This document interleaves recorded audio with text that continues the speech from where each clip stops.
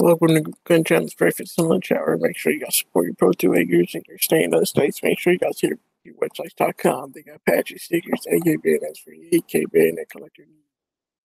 Everything else stuff is going fast, so you might want to check it out.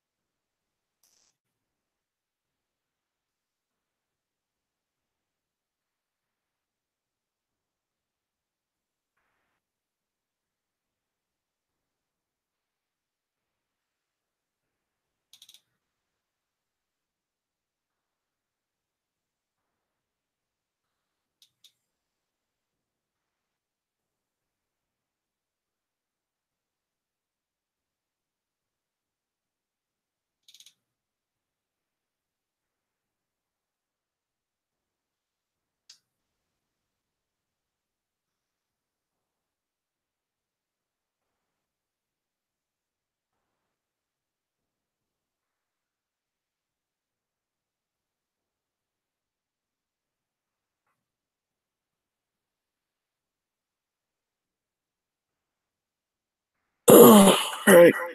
Hey, what's up, guys? How's it going?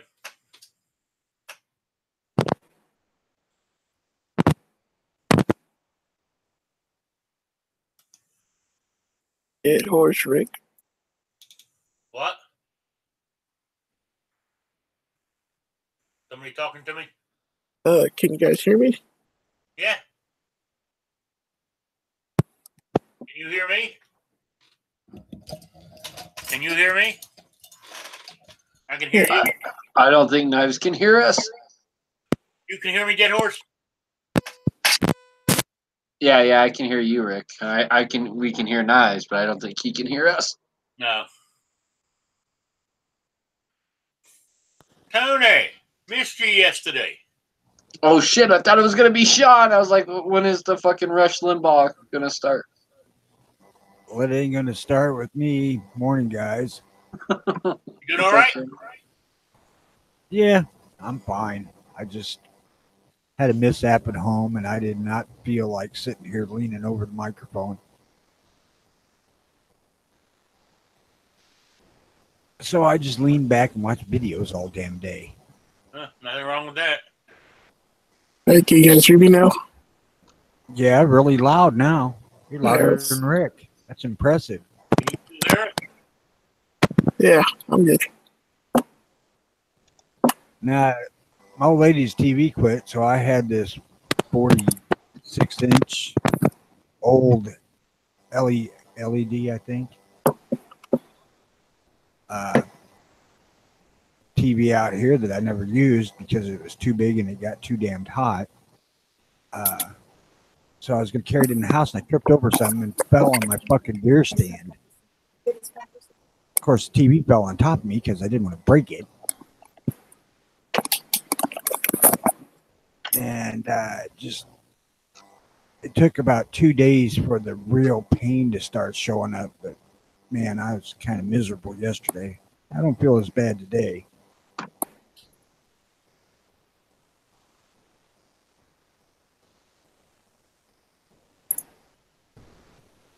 How's everybody doing? Very good.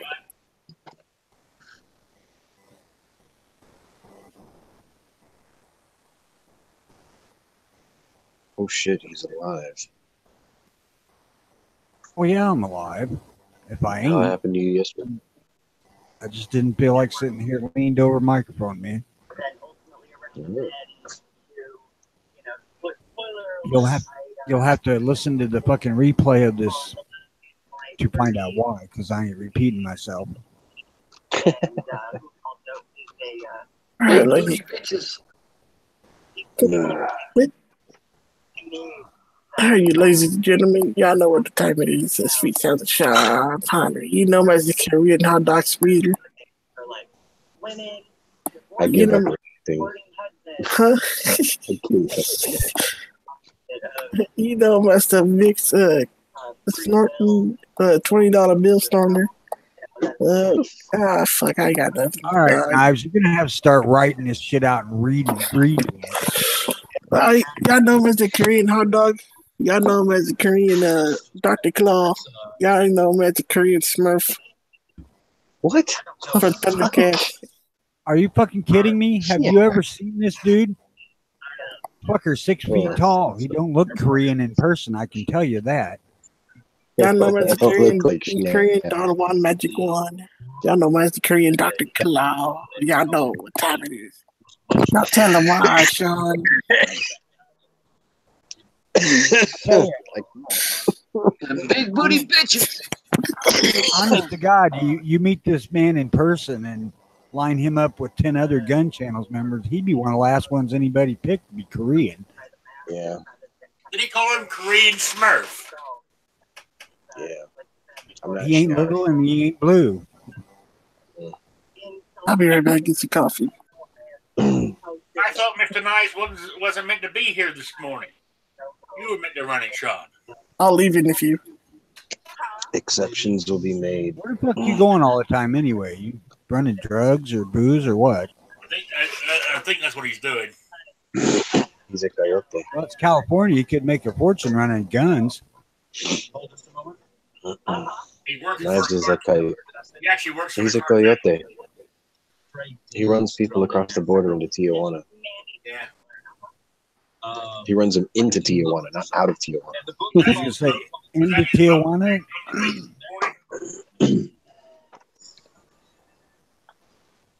What the hell's the one down by He Texas? makes liberals disappear into Tijuana. L'Oreal Paris Women of Work honors everyday women who are bettering their communities. Women like What the hell's the one down there by Texas? Matamoros. That ain't it. Yeah, Mexico, but I'm talking about a specific town. Tijuana. That's the one, Tijuana. That's yeah. That's outside of San Diego. because you're perfect. Fuck, I don't want to have to Texas look on has the map. On the other side of Brownsville. The one that's the popular one outside of Texas is Juarez. There's that too. There you go. Vacation That's the capital one. of the world. That's the Mexican town, right? Yeah, you go for the drugs and you stay for the 6 feet hole. What's the American town on the other side of the border from there? El Paso. Okay. I'm telling you, All this. I actually saw a woman make change out of her vagina in strip club in that fucking town, and she was accurate. We used to know this woman at the strip club called the Spider. She would walk to you on her back, like the crab. And she'd say, "Hold up a dollar bill." And she could grab the bill and munch on it with her and make it disappear. Ew. We call that the Jabba the Hutt. Well, I can tell you the whole thing with the money impressed the fuck out of me. Make change. Have you ever seen one make you change? Grab the dollar bill and give you change back. That's when your mind gets blown. Well, that's kind of what this woman did. She gave Guy a change for his drink that he bought. And it was accurate. I mean, it was fucking amazing, to be honest with you. Now, maybe that's all she had, and it was a setup. That's entirely possible. No, that's America's Got Talent. Or, I mean, Mexico's Got Talent.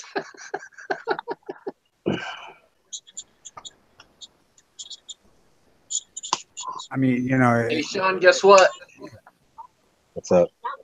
458 SOCOM uppers at Bear Creek Arsenal for $215 shipped, complete upper, BCG and everything, bro. You're shitting me. No, you want that link? Am I gonna Yes, spend I your do. money today? You may spend my money today. All right, so here's the link. They only got a couple left in stock. Actually, it's not at Bear Creek Arsenal. It's a Bear Creek Arsenal upper, but it's at a different place. But it's $214.99 shipped, bro. 16-inch 458 SOCOM upper with a 15-inch M-Lock free floated rail. 875 gas block journal. Yep. PM. 458 SOCOM, there it is. I love spending your guys' money. It's like living through you guys, like living through your kids, right? It's like that's how I do it. So that's how I do with you guys. TexasRedmanRanch.com. 458 SOCOM for when the dinosaurs come back, Sean, land in their spaceship. What are I'm you ready. gonna fight them with? I'm ready. Just saying. If they ever clone like fucking, woolly mammoths and T-Rexes and shit and Jurassic Park happenings, dude, only us guys with 458 SOCOMs are going to be left alive. I'm just saying. Where'd you put it? In the side chat. I'm on my phone. Oh, shit. You want me to send it to you on Gun Channels? Please do. Okay. Yeah, because I'm not giving out the name of this place except for like Gun Channels members, because I know for a fact this place only has 3 left in stock. You're gonna make me check my finances right now. $214.99, bro. Shipped. That's all you need. Unless you're in Kentucky. If you're in Kentucky, then they're gonna have state taxes, I guess. But as long as you're not in Kentucky, then it's $214.99 shipped.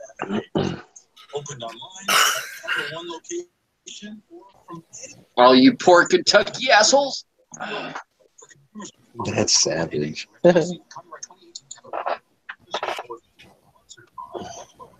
just saying, a 458 SOCOM with the free flow M-Lock rail. Yep.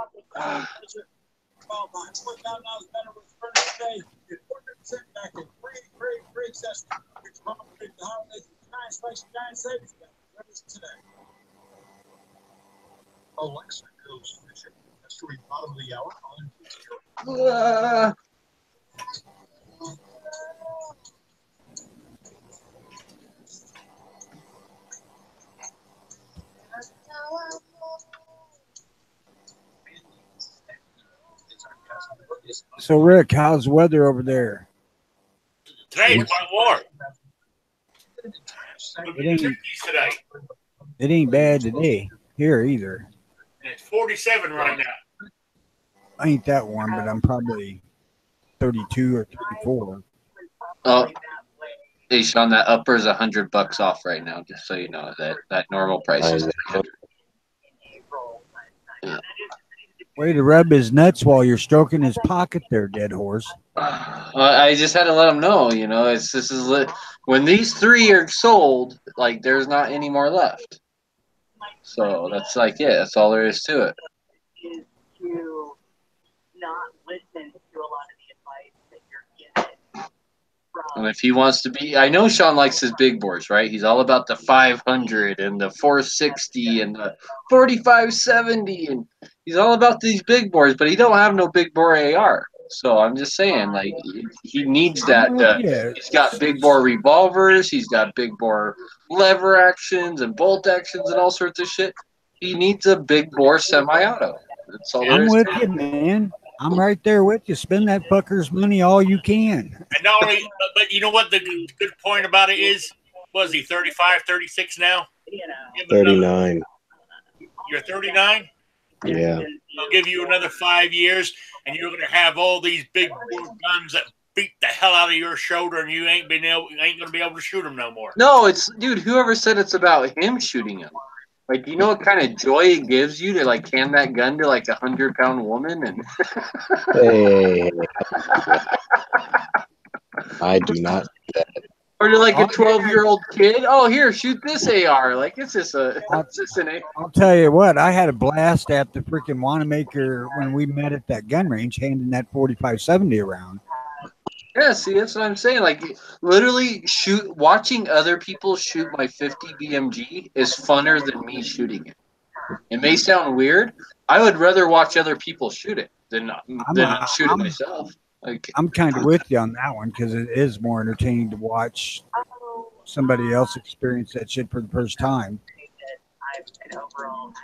Now, I didn't try to hurt anybody. I only had fairly light ammo with me. But you load that son of a bitch up to near the top, and it will kick the living fuck out of you.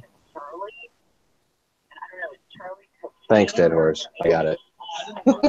you bought it? Oh, 15. shit. I now they only have 2 left, dude. Well, Hey, I appreciate it.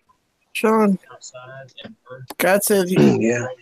Sean is a bastard. He gave me it's called. Sean Bastard gave me it's called. Well, the really cool thing is I have a complete lower sitting there without an upper, so this was perfect. Like, this was perfect.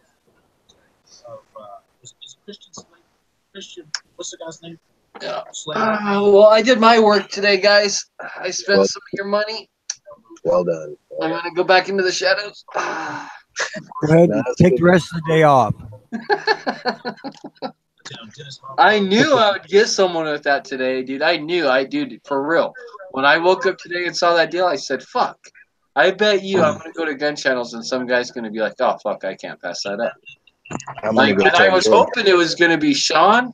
Like, my bets were either like Sean or like one of the guys out in the text chat that's like usually out there. Like, you know. I got something for you.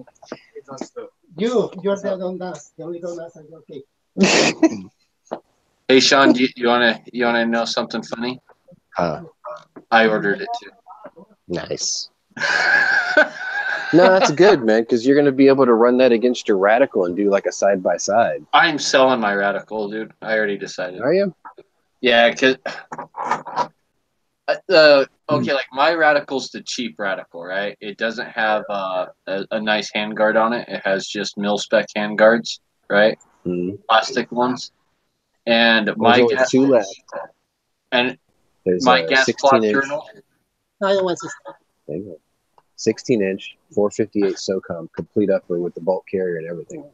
215 shipped. 458, George, not a 556. 458. Oh, 450 SOCOM. George's like, show me. All right. Hey, it's fucking They only George. How got- the fuck They only are you? have 2 left. I just ordered one.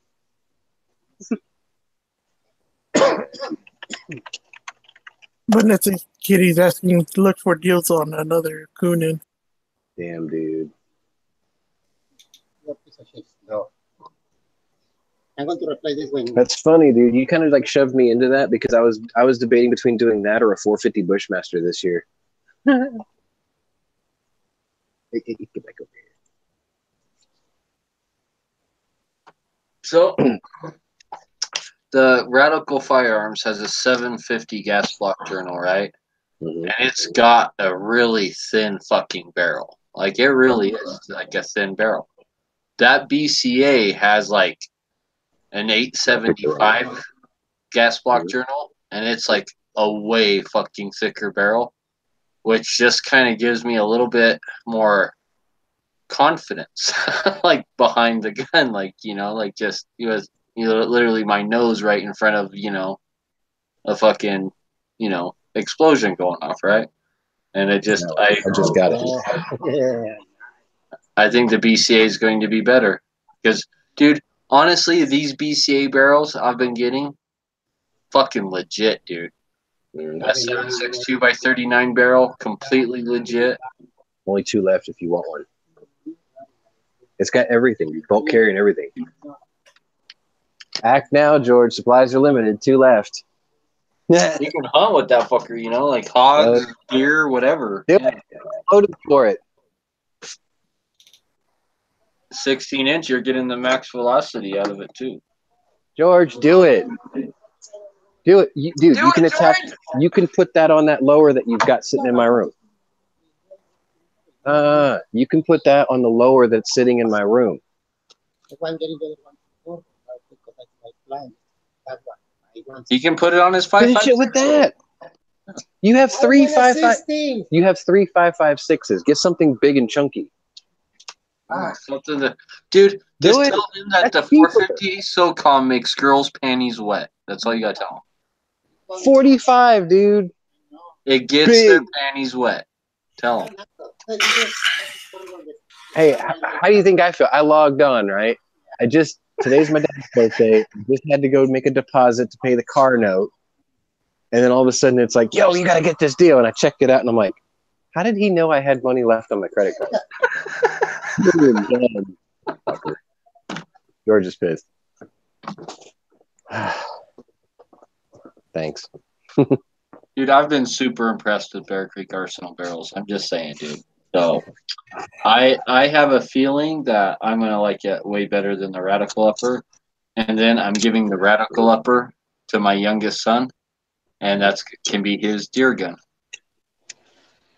So the only thing I recommend is with the 458 SOCOM, you don't necessarily need to use like a heavy buffer. You need to use a well-built buffer. Like it'll fold the fucking buffer in half, dude. It'll just it's got to be a well-built buffer. That's the thing. And some guns do need a if it. I don't know. Like my Radical Firearms, they said, oh no, just a standard 3-ounce buffer is fine, right? That's what they said. Like after the 3-ounce buffer in it, like crumpled like paper. After 10 shots, I replaced it with a 4.5 ounce buffer, and it does a lot better. I might even could go heavier with that one. I've got an extra H2, so I mean I can play with it. Yeah, I would throw that in right off the bat. Like right off the bat, I'd throw in the H2 and see how it works. And then if it doesn't work with the H2, if it's like short cycling or something, then light in it. But I bet you can throw the H2 in it and it'll like just run right off the bat. Cool. Shit, be right back. Now Sean has to go blow someone on the corner to come up with the rest of the money.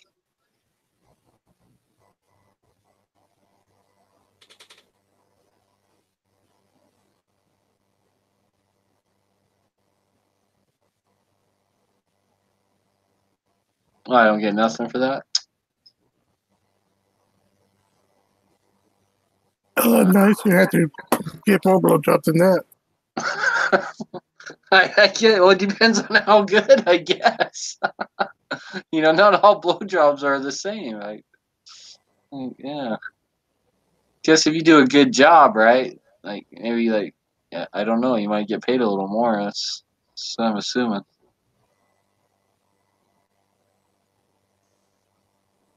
The fuck is that?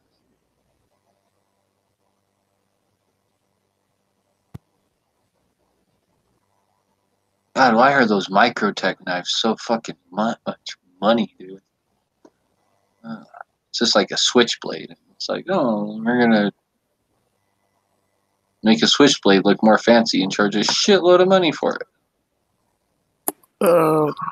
Vanessa Key says I have a Deldon, a Benchmade titanium TI Matlock half tempered. That's so tempered.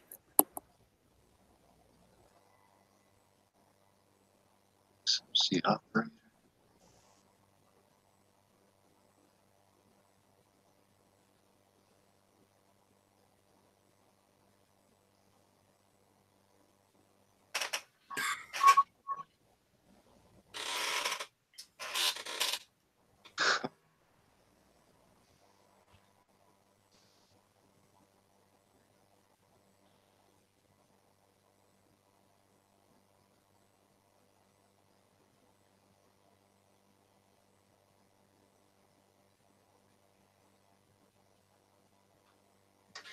Anyone know where I can get me some of them slide fire stocks? Huh? Them bump fire stocks. I'm jonesing. The highest I've seen them. The highest I've seen them on Gilbert were 269. Have you checked today? Because the president came out with that thing yesterday that said White House banning bump stocks like imminent. Like I think they're supposed to announce it today. So, and then apparently, and this is just all what I've been reading, okay? So I don't know if any of this is like necessarily true, but I've seen it from more than one source that Americans are going to have 90 days to turn in their bump stocks. And then if they don't turn them in at the end of 90 days, they're going to be felons because they're going to be classified as like NFA weapons, like under the NFA, like the same as like having a machine gun. So if you don't turn them in 90 days, you're going to get fucked in the ass by a guy named Bubba. He's going to tell you look pretty every day. Every day you're going to walk by him. He's going to be like, you look real pretty today. You're going to be like, thanks, Bubba. I'm just saying that's what's going to happen if you don't turn in your bump fire stock. I'm so glad I never bought one, dude. I am. I'm just so glad I never bought one, never have to deal with it. Trying to be like, oh, like, let me go bury this in the backyard.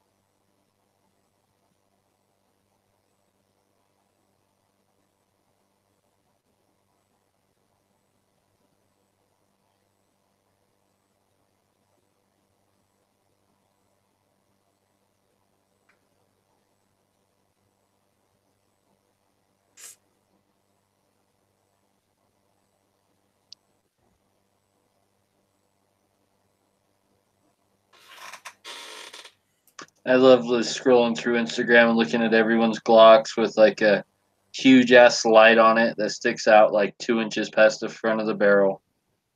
Like a Glock 19, right? Suppressor sights, but no threaded barrel. RMR cut, stippled to all fuck. A trigger that costs half as much as the entire gun did. A barrel that costs the other half of what the entire gun did. an extended mag that makes it like 22 rounds or something, right? That makes it longer than a 17 grip length. It's just like, why not just have a 17 from the start or even a 34? Like, what the fuck? These people are crazy. These crazy gun guys. Them and their Glocks. Feel the same way when I look at like Honda Civics all souped up for like racing and shit, and like Toyota Corollas and all that, like set up for racing and with spoilers and shit. I feel the same way. Only for road racing. Okay, like not that off road shit. Like I'm talking about like like the guys in college and high school and who work at fucking Burger King right now, and they drive a Honda Civic with a spoiler, and they got rims that costed half as much as the car did, and they got like neon lights under, like LED lights that glow underneath the car, make their car go faster. And they put on this really loud exhaust muffler, and they're like, dude, that gave me like 20 more horsepower, when really gave them like one. You mean racing? Yeah, like then they got a stereo system that costs the other half of what their car did. We're like, my car's so fast, but I got like an 80-pound boombox in the back. So I knew this guy. He had a hatchback, 92. Good engine, nothing like that. It looks all stock. Dude, he took it out to the road course. He took it out of Whittle Springs. Dude, he was beating on Corvettes all day. Taking him out on the corners, separate speed straight away.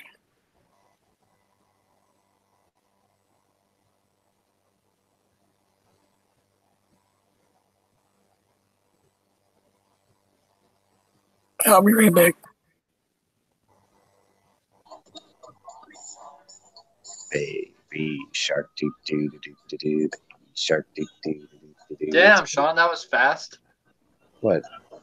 Oh, we figured you had to go out on the corner and blow someone to come up with the rest of the money for that upper. What makes you think I didn't? Exactly. As I was saying, I said, like, suck dick for coke? No, but suck dick for guns. Let me think about that. How big's the dick? Like, yeah. Like, y'all got any more of them SOCOMs?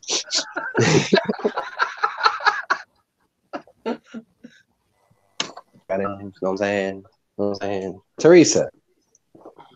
Oh, she ain't here. Holy shit. I guess she took off. Oh, are you going to ask her if she sucks dick for SOCOMs? No. Hey, Teresa. No, I mean, I have a specific credit card that I keep aside for like emergencies or just like good deals or whatever. So it's like if something like that comes up, like I can usually jump on it within reason. Like that was within reason. Dude, for a complete upper with the BCG and everything, and like a free flow rail, stupid not. Like I just basically I'm going to be able to sell my Radical probably like this weekend, right? Mm-hmm. And I'll probably sell that for like $350, $400. I paid like $458 for it. What? So I paid like $458 on sale from Primary Arms, and I thought you bought that directly from Radical those years ago. Because I mean, I remember I was like, I got it from Primary Arms. Okay. Yeah, I remember back in the day when you got it, I was like, look, if you don't want it later on, I'll buy it off you. But I mean, now. No, not for this. Not when I've had such good luck with Bear Creek, and the barrel's way thicker than the Radical. Huh? Oh, okay. See you later. All right. I got her sick. Oh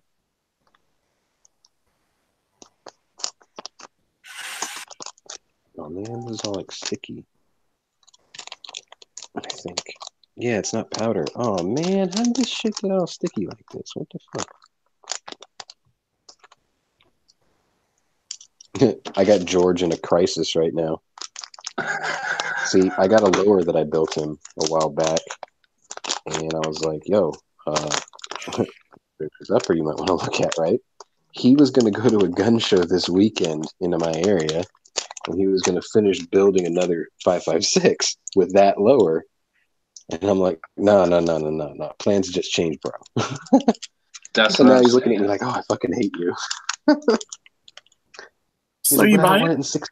Yeah. I He's like, I don't want know where it to in 6. get the a 450 Bushmaster Bear Creek Arsenal upper, but that's like I think that's 231 shipped.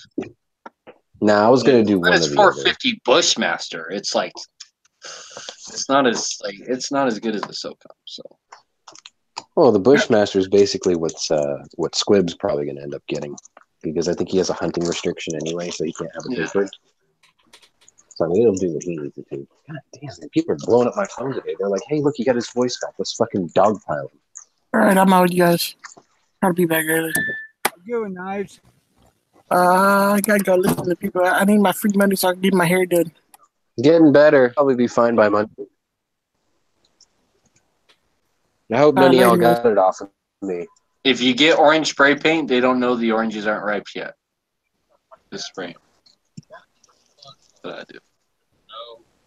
Damn, that stuff is like super chunky. It's gonna take forever to melt.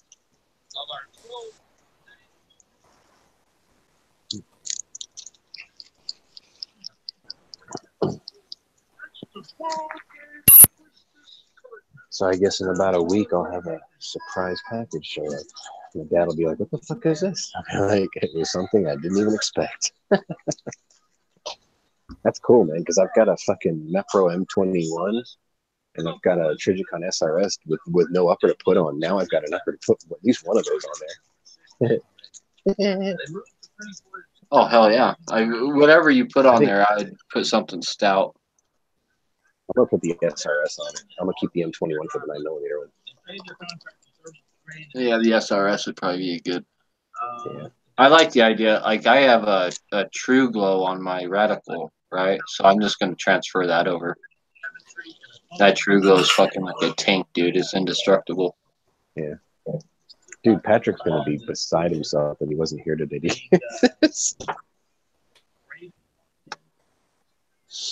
Yeah. When I woke up, they had 4, and we bought 2. So Now they have 2. And George might buy one.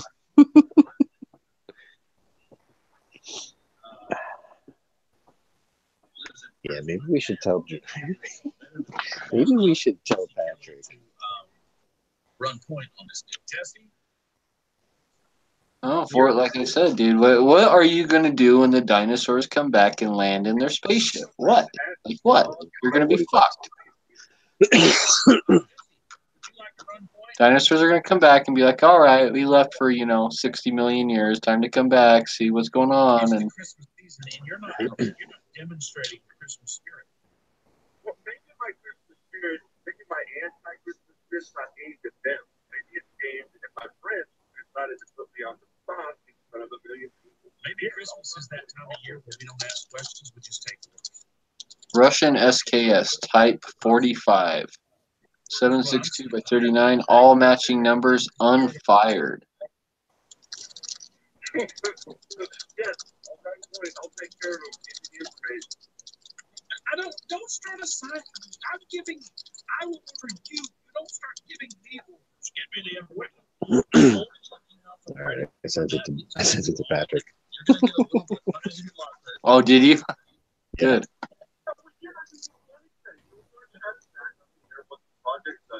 You're not getting a kickback for this, are you?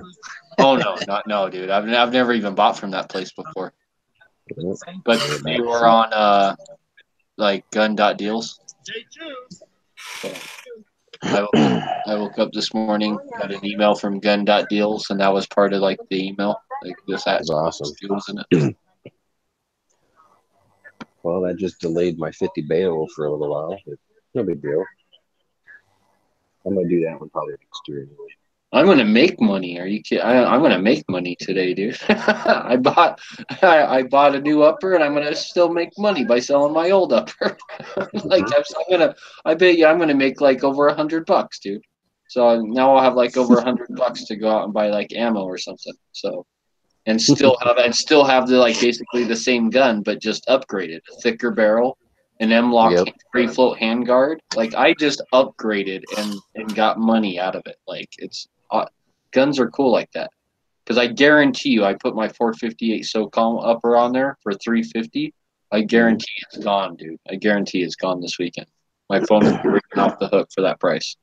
I see complete 458 SOCOM rifles, you know, selling for $1,200, $1,400 and shit. Because some people just think that they're like so exclusive or something. I don't know what the deal is, but they definitely sell for a premium. Well, some folks have more money than brains, so they don't actually sit down and look for deals. You just buy what they see by the name.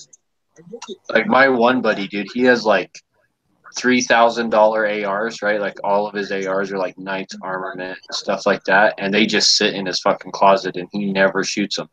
And when he does go shooting, like when I can actually get him to go out shooting, he'll bring like an old Ruger Mark II pistol and like a Ruger 1022 rifle, right? or like a shotgun, or just like you know, it's like, dude, you got like a fucking Knight's Armament like rifle in there, right? Like, you know, like rifles guys just drool over, and you're like, you just sit in, you're, oh yeah, I don't want to hurt it, I don't want to scratch, I don't want to. It's like, dude, fuck, I'd be running that rifle so hard. Now the thing I like about these is every AR platform rifle I build, regardless of caliber, I can just slap my Caldwell brass catcher on it, so I don't have to worry about losing brass. Yep. It's always a pain in the ass when I take my 4570 out, because it's like I fire one shot, then I have to tip the thing 90 degrees and like eject them into a bag. How do you feel about your office? Is it just a space for your company, or is it? Like I remember I walked into this one place. This guy looked at me, this guy looked at my SBL, and he was like rubbing his hands together, like, "Ooh, I'm getting some delicious brass." And I was like, "Nope." Kept ejecting it into the case. The guy's like, "Oh man."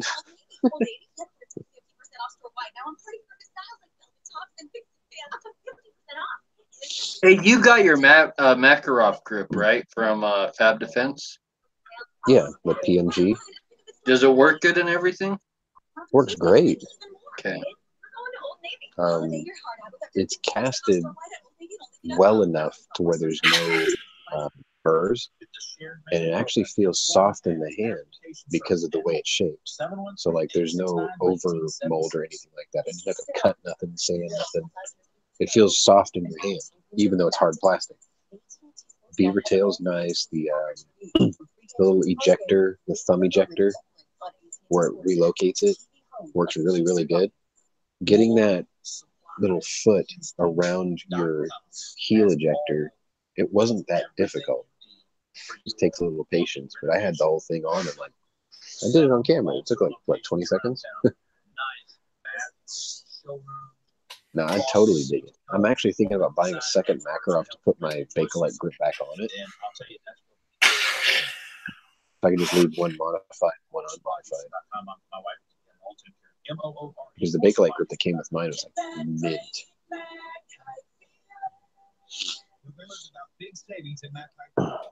I still want to get a P64 and a P83 also.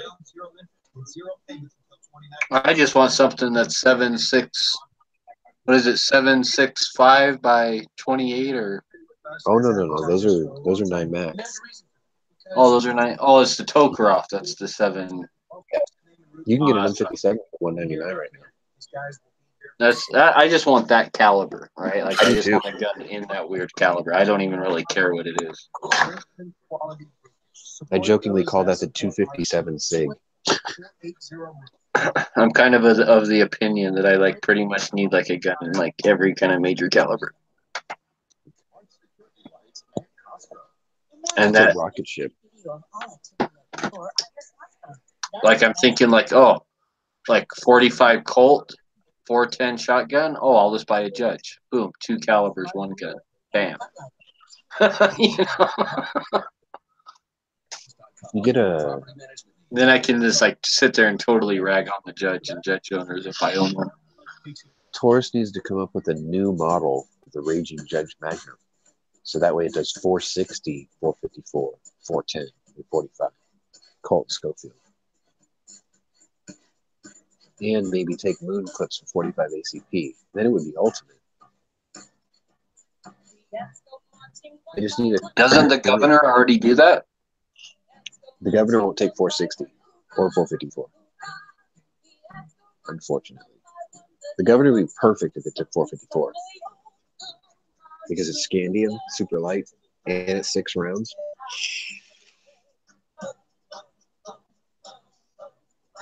Yeah, if the governor took 454s, I would have bought one.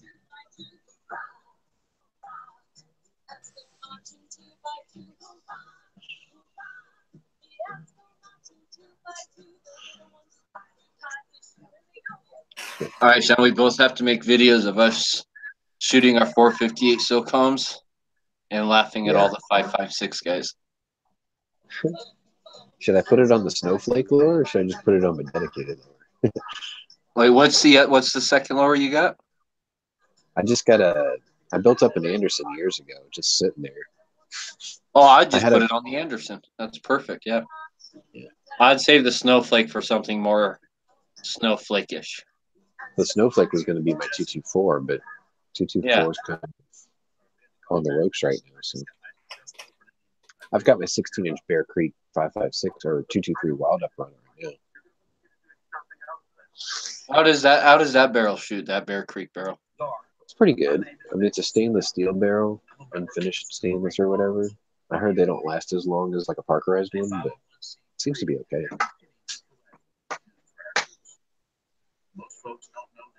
I mean, I've been super impressed by Bear Creek barrels, dude. I have. For the money, I have been super fucking impressed, dude. I can't badmouth them at all. I don't expect, like, you know, a 0.2-inch group or some shit, like hole through hole. But they deliver like a 1-inch group, and they seem to actually deliver upon that. I'm pretty impressed, dude. Like, I call that good. There's reviews for that 458 SOCOM we bought, right? There's reviews on that. And one guy, 1.5-inch groups at 100 yards. That's not bad. The fucking bullets, like, bro, the bullets, for all intents and purposes, a 1/2 inch, right? So, like, that's, I mean, I think that's fucking great. A 16-inch barrel, like 100 yards, 1.5-inch group with a 458. Like, I don't know. When I shot my Radical, last time I shot that, I shot it at 25 yards at an indoor range. And at 25 yards, I was getting about 1.5-inch group. And I was pretty satisfied with that. So, with a 458, a grapefruit-sized group on a human target, that guy's going down regardless. Oh, dude, yeah. Yeah. Like, I'm combat accurate. That's good enough for me. Sorry to ask for more than It's like, imagine how happy I was when I shot a 2-inch group with my 500 Magnum. I was like, look enough. Dude, I keep hearing all these stories about the 458, about how, like, it was invented to for one-shot stops and all this shit. And I'm like, dude, like, Tromex, right? Like, the guy who, like, fucking, you know, like, that's his baby, right? Him and this other guy, they came up with it. And the first guy to build guns for it and all that, he has a story, and he tells why the 458 SOCOM was invented. And he's kind of like the go-to guy, right? So I kind of tend to believe him over everyone else. And his story is that it was the main reason it was invented, was for one-shot stops on vehicles, not on people. That they had a problem with guys running checkpoints and running IEDs and cars full of explosives, and the 5.56 weapons these guys carried weren't stopping the motors, weren't taking out the car, weren't necessarily even penetrating the body panels and through the dashboard and firewall to kill the person, right? and they wanted something that was small and lightweight, like an M4, but that carried the firepower to stop a fucking vehicle, right? To stop an engine block cold and shit like that, you know. And that's why they came up with the 458 SOCOM. It was made to give that better penetration through body panels and through engine blocks, and you know, it was made to stop a fucking car. Like that's really what it was made for. And they're like, oh yeah, it'll kill a person too. That's just, you know, a side effect, you know. Like, but it was like really designed to stop. Get it? Don't be a pussy. No, you gotta need that one first. Because the one you want to build will be there forever. That is a one-time deal. That is a one-time deal. The other one will be there forever. Tell them I bought one too. You got 2 left, dude. Tell them I bought one and tell them it makes girls. Don't be a pussy. No, honestly. You're going to go to that show. You're not going to find it. You're going to come home. You're going to be without an upper. And then you're going to find that one sold out. And then you're going to feel like a moron. I'm going to be honest with you.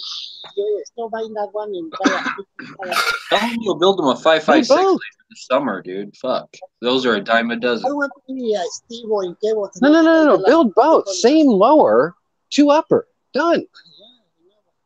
Pussy, do it. Tell them you can hunt. That's cheaper. I know it's cheaper. It's bigger. I don't want bigger. Tell him he can hunt. George don't hunt. Tell him it gets pussy. It makes girls George panties wet. he has in-house pussy. Yeah, you got to do it. You got to do it. I did it. You got to do it. You got to do it. Not yet. Yeah. What are you trying to buy this weekend? 7. A 7-inch. I want to get, remember the one I told you this in Pasadena? You remember? Yeah. You want a 7-inch 5.56? Yeah. Why? 5.56. Because I want to do a baby version. Of You already have a 10. Yeah, I want to do the baby version of the one that you got. Remember, you got that 10. I want the 7. You talking about my baby A2? Exactly. They don't make a handguard that small. I told you we see the one in Pasadena, and even you remember later on. But that's not the same handguard. They just put an A2 front sight on it, but it has a different handguard. It's not going to look the same. No, it's a like they say the round. You're thinking of a Dolos. No, it's not a Dolo. Believe me. Right. I saw it in Pasadena. And okay, what are you going to do if you go there and it ain't there? You go there because essentially they go. These people go over there. What if you go there and it ain't there? And I fucking go. Then you're going to come home and then that's going to be sold. And then you're going to feel like an idiot. I'm an idiot. Sean, you should tell him to buy it. And if he doesn't like it, that you'll buy it off of him for what he paid. Because you can turn around and sell it. What? Tequila. What about it? There's some fucking sugar tequila in line. You wanna Oh, shit. that shit cleaned on my shit already. I almost cleaned it when I got one, they gave me like 2 glasses. Yeah. And all the shit right now. I'm on the mend. Like, I'll be fine by tomorrow. I'm on the mend. This is all drained now. But I say, tequila cleaned the shit because it got stuck for like fucking 3 days. I feel like shit. And then my sister told me, why the fuck you do this tequila? And now you see all the green shit. That's tequila, George. No. Do it. 2 left. You're like the guy, like when you're in class in the classroom, right? Yeah, I'm the gun pimp. No. You're in the classroom, right? Yeah. And one of your friends, the fucking teacher's writing something in the fucking board, right? Yeah. And one of your friends, like, hey, fucking asshole, throw some shit to that motherfucker over there. And you're like, yeah, no, man, I don't want to do my central, right? And you fucking demo is like, do it, motherfucker, right? And you're like, no, I cannot do it. And your angel went to the other side and went like, what fucking asshole? You're going to do it or no? Hey, you get that, right? And if you don't like it, you can sell the completed rifle for like 10 times what you paid for that. And then you can buy that lower and upper again. It makes sense. Well, then use it on that. Just have him say these words. How many 5.56 do you have to have? Have something big. Big. Yeah. Ask him if he knows what a coronal mass ejection is. No. George wants me to put a tack sack for the forward grip on that 458. Oh, fuck yeah. Because it takes balls to tell him 458. Blue one on there. God damn it. I didn't even think about that. I'm going to put the blue tack sack on it for a front grip. Why not? I'm happy, dude. I made like a fucking $100, over $100 today, dude. I'm happy. Yeah. Sell one upper, make $100. Well, actually, not make anything. Like, really, like I'll be losing $100, but for today, it'll be like I'm making $100. That's after. That's dude. I'm not in a hurry to sell it or anything. So actually, I'm gonna put it out as at a premium. I think I paid like $4.59 shipped or $4.58 shipped or something. Yeah. Because that was like literally the deal. It was like $4.58 SoCom for $4.58. Like, you know. I don't remember you paying that much. Jesus. Well, yeah, but that was more than that. Was like what, like 3 years ago or whatever, when they weren't near as popular as they are now. And like Radical was one of the first places to start making them at affordable, right? That was affordable back then for one. That was like, no one had them for $4.50 back then. You know what I mean? Yeah, they had the sale for like $6.59. I remember that. I guess that's about right. This report is brought to you by TrueCar. Looking to buy a car? Online shopping can be confusing. Not anymore with TruePrice from TrueCar. So I'm not in hurting to sell it, so I might put it out for like $4.58. $4.58 SoCom for $4.58, exactly what I paid for it. And then I'll have been able to have shot it and enjoyed it and not lost a fucking dime.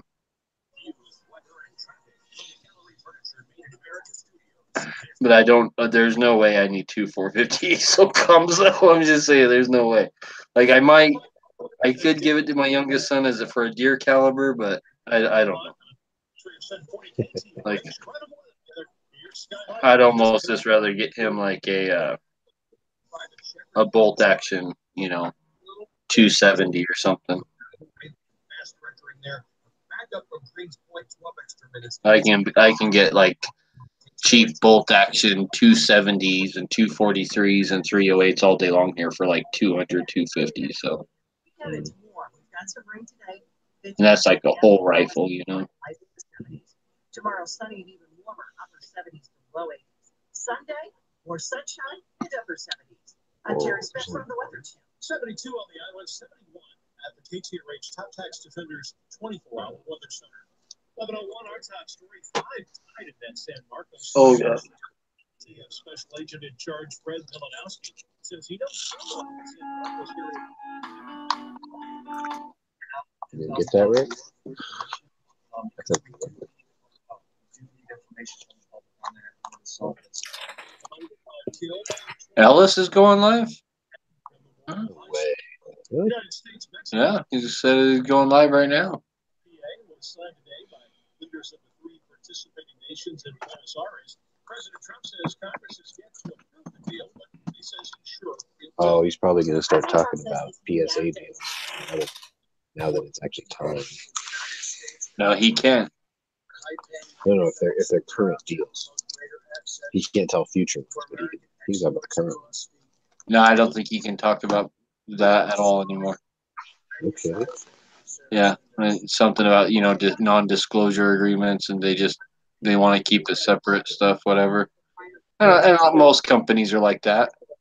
I mean, realistically, like if you work at fucking eBay, eBay doesn't want you out there doing interviews with news or media or putting content out there about you working at eBay or YouTube. You know what I mean? Unless you got full permission and as part of like, you know what I mean? Heavily regulated and previewed and approved, but they just don't want random employees out there saying shit that could possibly make them look bad or put them in a, you know what I mean?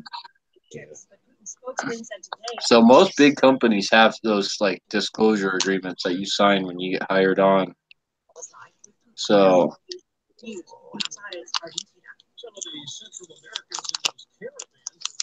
especially gun companies, man, because when I think about like all the big gun companies, right? Like I mean, just look at like the biggest ones, like the biggest AR guys. Let's just look at the AR companies out there. All the big AR companies. Think of all the hundreds and thousands of employees that they all employ. Where are all those people on social media being like, I work at this company making these guns and da-da-da, and I think, Donald Trump's a bad president or whatever. Like they're not putting their opinions out there with their company. They can still. I know of some who work at companies because of inside stuff, and they're on social media and they express their opinions, but they don't also be like, I work for this company too, right? Like they can't mention their company. So consumers who are now being notified of a window to set up fraud protection. which I can see as a business owner, like I wouldn't want my employees out there saying shit. Like even if it wasn't about my company, I don't want them expressing their personal beliefs and opinions with my company's name in their mouth at the same time. You know what I mean? So it'd be like a don't ask, don't tell thing. Like don't tell nobody where you fucking work. You can tell them you work in the industry, whatever. You can tell them what you do at your job, whatever. You don't tell them who the fuck you work for. That's how I would be. Because I've seen just shit come up on social media where like a company, one employee, you remember that Rhino Metals fucking thing about that safe company? That guy fucking all drunk in the truck showing off his gun and shoots like in a like broad daylight public neighborhood, shoots his fucking gun out the side of the truck. Yeah. All like accidental or negligent discharge and shit. I mean, that's hurt Rhino, dude, big time. And shit like that kind of shit really hurts, man. Ooh, 458 brass is pricey. Oh, we gotta. Before you buy any, we have a guy who's all into that, right? Yeah. David. So yeah, you might want to talk to David. He's totally been reloading 458 SOCOM and shit, and he might have a source on brass. Last I heard, I think he had someone just giving it to him, right? So I think that's what he said. So if that's the case, he might sell us some cheap. Yeah.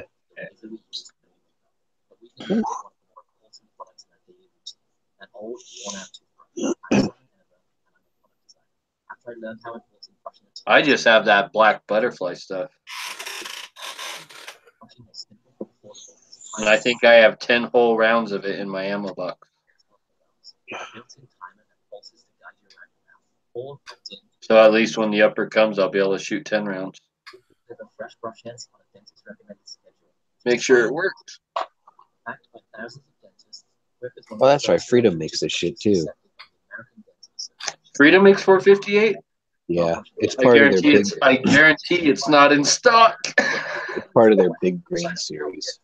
Yeah. Just go check to see if it's in stock. I bet you it's not, dude. See, what upsets me is they used to have a local storefront. They're gone.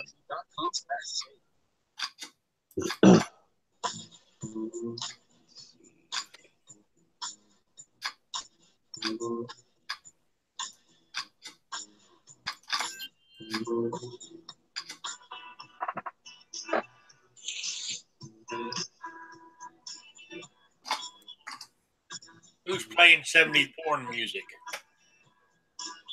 That's Rush's intro music.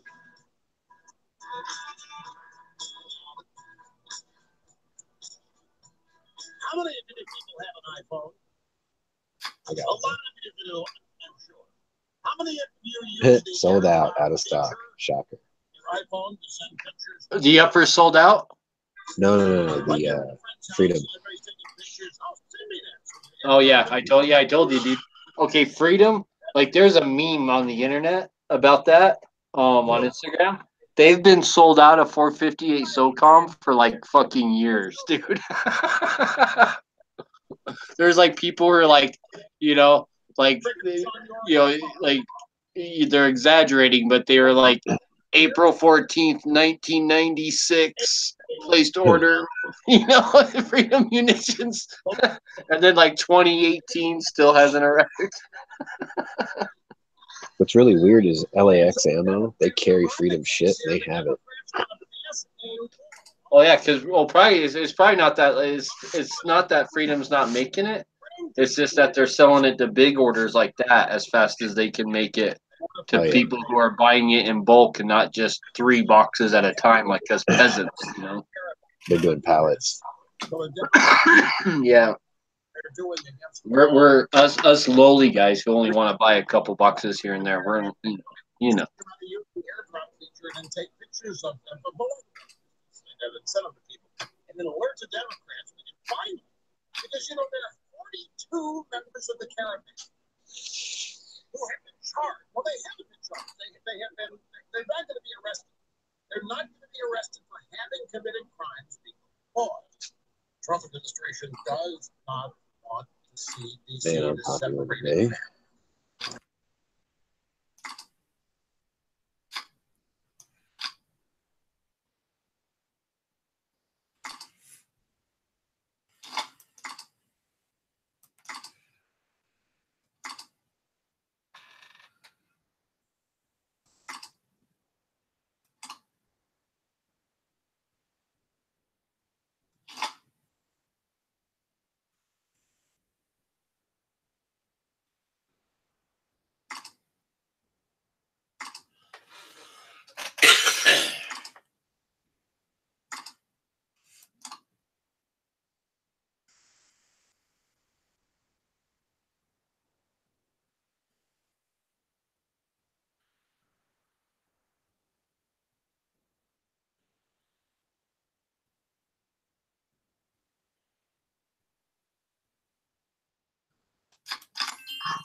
All right, Sean, all you need to do is build a polymer 80 Glock and make Glocks great again now.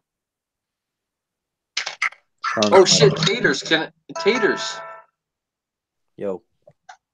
Guess what? What? I heard from my guy over there at the one place. Okay. And he said he's like, oh yeah, for sure. Like we have something coming. And it should be here like, Monday, Tuesday. And I was like, okay, cool. So I'm going to get one too. Because I think I'm going to get, for our inconvenience, I think we're going to get an extra 10% off. All right, well, hold off on mine until I hear from somebody else about something. If somebody might have one they want to give me for free. Bonus. If that's the case, then I'll have you grab something else. Yeah. Oh, yeah. Just let me know what you want. But it sounded like they were going to do something special for me, like a little extra something. Right? So, like, I'm thinking like another 10% off, or they might throw in something. Like, I'm not sure, but it sounds like something extra.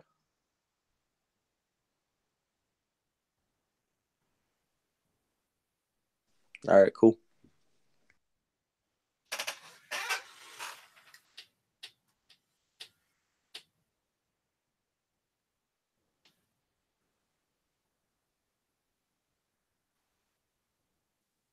So, Taters, do you got $214.99? Have you been listening to the chat? No, not really. Oh, dude, Sean comes into the chat, and I made him spend $214.99 within like 5 minutes. It was awesome. Love spending people's money. Oh, it was fucking great. What are you having people buy? A 458 SOCOM upper, complete, everything for a 215 ship. With like 15-inch hemlock rail and the thicker barrel with the 875 gas block journal instead of the 750. So it's a lot thicker, beefier, fucking decent barrel.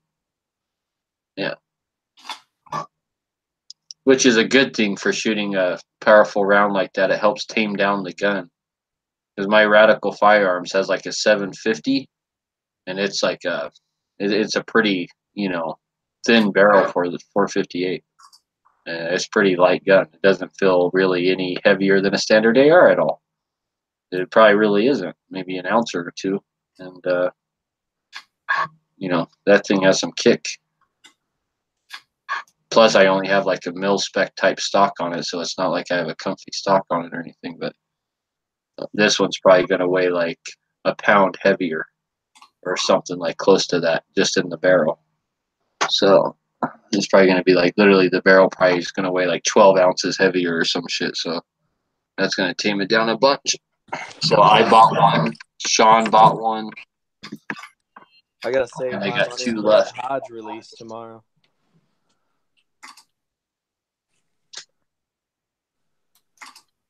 But I'm going to see who else I can make buy a 458 SOCOM upper today. Let's see. I'm going to see. I'm going to make Mr. Knives buy it when he gets back. Yeah, I gotta wait for that Hodge release tomorrow. Oh, yeah, that's right. You got to get your Hodge stuff. Then after that, I'll need let me think, the barrel, a buffer kit, gas block, gas tube, and an optic, and that rifle will be done.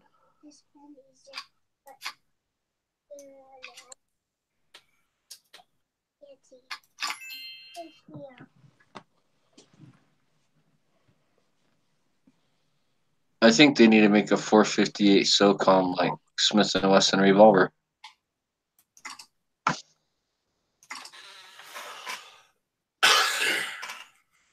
Yeah. Yeah. I think they need a 450 Bushmaster revolver. I think BFR makes a 450. Or a 450 Bushmaster lever gun. You just put like soft, those like rubberized. Oh, like it's in Revolution 450 rounds Marlin. on there. In there. I think that could be cool. Oh, the 450, the BFR is in 450 Marlin, not Bushmaster. Oh no, they got it in 450 Bushmaster and 475 Wildly. Oh shit, they do offer it in 458 SOCOM. Oh, I'm getting messages out there. Oh, Hi. Dang. This child won't shut up until I say hi to her baby doll. just fart on her baby doll, and then she won't bug you for the rest of the day. She'll be like, Oh, no. Yeah, right. You don't understand this child. She's so obsessed with me. If I farted on it, that's all she would do is sit there and sniff it for like the rest of the day. This girl, like, we got to like fight to keep her out of the dirty clothes basket because she'll find my socks and then hide them somewhere. And when she misses me, she'll go pull them out and sniff them. Fucking weirdo. And that's not an exaggeration. This child is like so up my ass. She literally does that.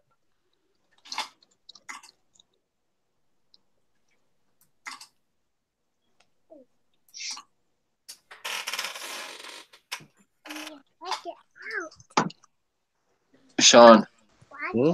BFR makes a 458 SOCOM revolver. Oh my god. Just saying. Nah, I want the Century Arms Model 100. Long center precision caliber. Let's see. Production guns, precision center guns. Okay, yeah. So it's $1,500 for one of those. $1,500 for a 458 SOCOM. Ooh.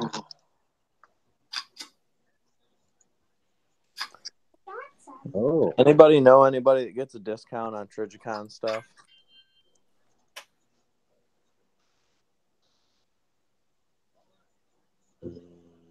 I know it's a long shot, but So there's a guy on TaxSwap who sells like reconditioned Trijicons and aimpoints.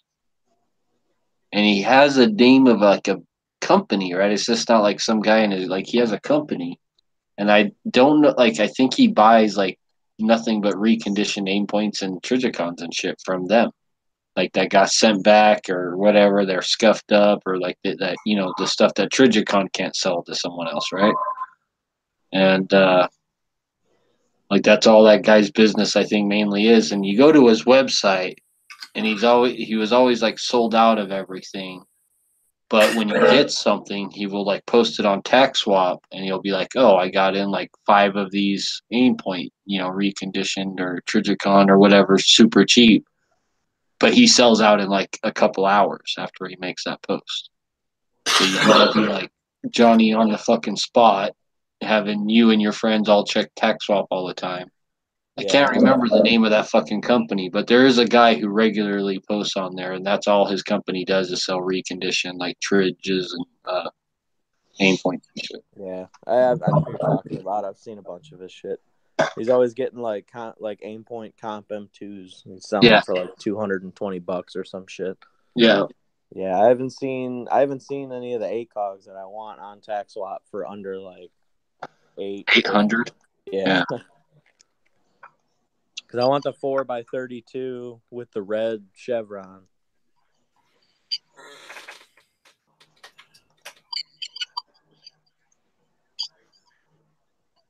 I've been looking for one for a long time, and a good deal. I just don't think it's happening because that's the one everyone wants. That's the one the Marine Corps uses. So I'm thinking I'm just gonna have to bite the bullet and pay if I want one.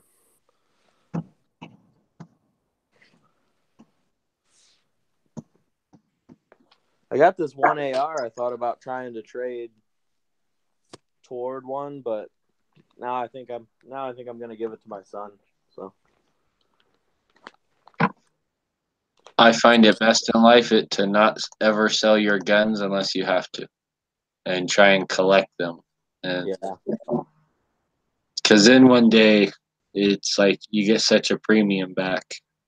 Like I have guns in my safe that I know that I bought for like $200, $250 and shit that already just today, and I've only owned them 15, 18 years and stuff. Already today I can get 4 or 5 times that much, like my SKS, and you know, so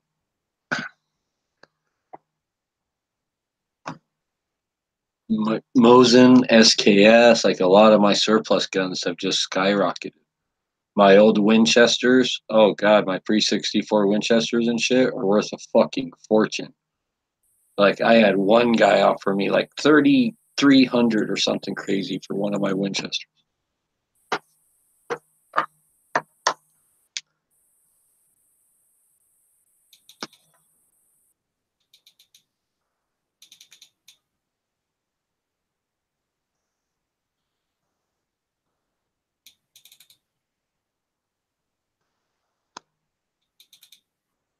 yeah, I'm placing my order for a Rifle Dynamics gun this year, and then next year I think I'm gonna buy another one just to put up because that one's gonna skyrocket. Those Rifle Dynamics guns are gonna be pricey. Yep, like what you said, if Fuller bites the dust, if someone takes over his company, it's usually not the same company. Like look at Noveski, right? Exactly. They still make, I would say, good stuff, but it's not what I would say is Noveski stuff, right? Yeah. Like, you know what I mean? Like that Era 3 or whatever, that's really the new Noveski. That's making Noveski quality stuff. And so when companies change hands, it doesn't matter if it's a big company like Springfield Armory or Para Ordnance, or there's always like this downfall and problems they got to work through. And it's not that they can't work through them. It's just oftentimes they don't hit that same level they were before, like performance, because they actually had a guy there who was handling everything and who really cared and was passionate. And now it's just some person who bought the company and they're looking at profit margin. Yeah. And they're looking at ways to cut costs, and you know. So even if his apprentice or one of his main shop guys picks up that company, who's to say it's going to be the same quality, the same shit? So his shit, the stuff he actually had his hands on, will only appreciate in value. especially if his health is going poor, you know? Yeah.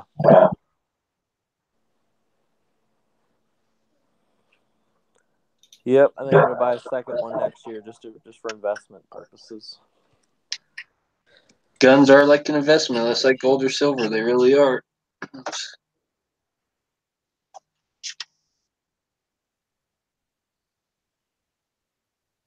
Thought about buying Flippy's Noveski, and he was like, "No, dude, you need to get that Rifle Dynamics gun first." And he's like, "I won't even sell it to you until you get a Rifle Dynamics gun."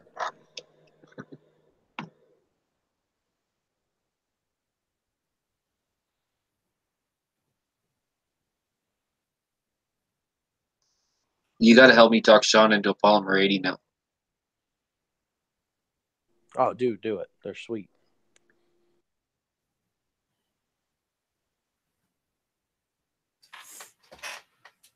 But he needs the 50 GI kit.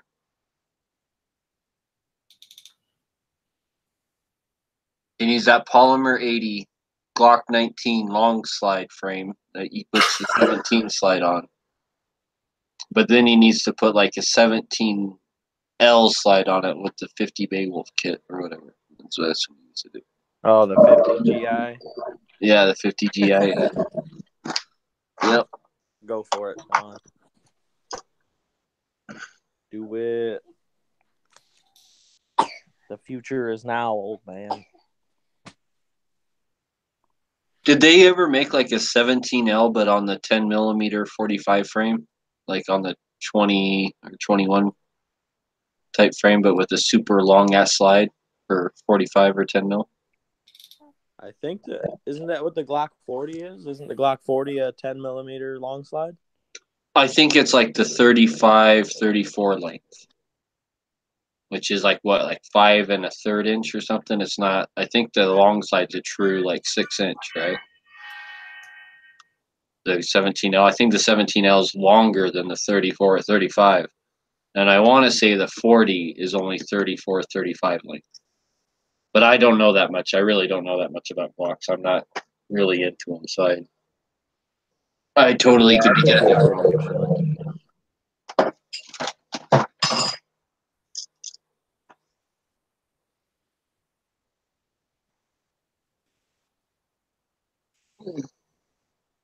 Or I wonder if they had a 460 Roland conversion for a Glock frame. That might be fun.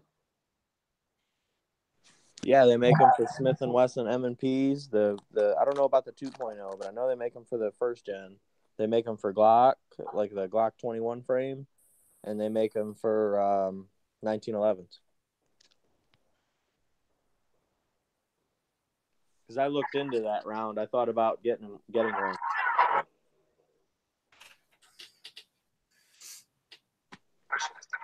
Oh my god, dude. Everyone's like posting on Instagram. Paul Walker! Paul Walker! What about Paul Walker? Isn't he dead? Why are we still talking about him? It is the 5th year anniversary of his death. He crashed There's a really his good car thing into on a TV fucking later. tree. There's a really good documentary. Yeah, it was 5 years ago today that sad and all, but I mean, was he really a good actor? No. He was a good car guy.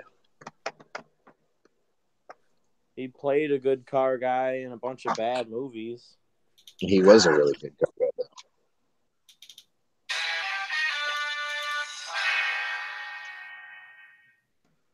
though. And he was a really bad actor in a bunch of really bad movies.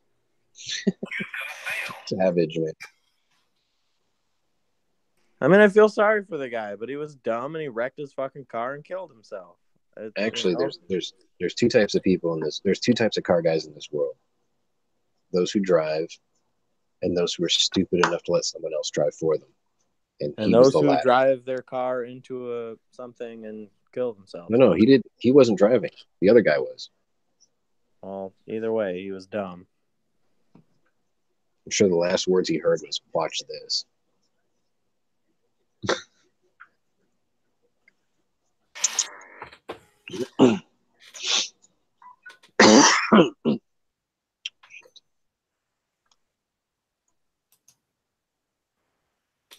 Then his stupid ass family tried to sue Porsche for making cars too fast. They won, The I James think. Dean family sued too.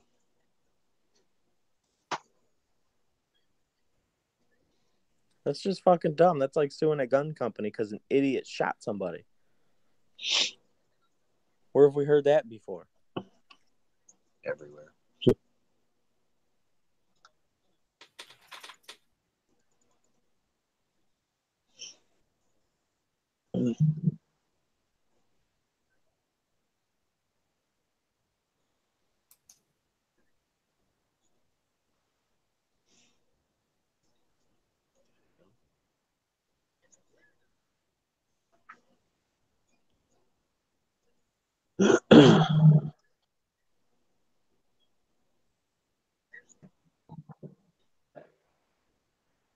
Ooh.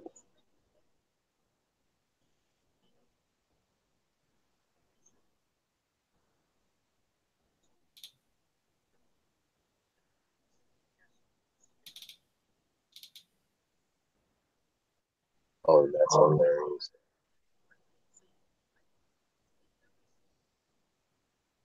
This dude ground his wheels down to clear calipers for his big third kid. I think it's pretty obvious what happened next.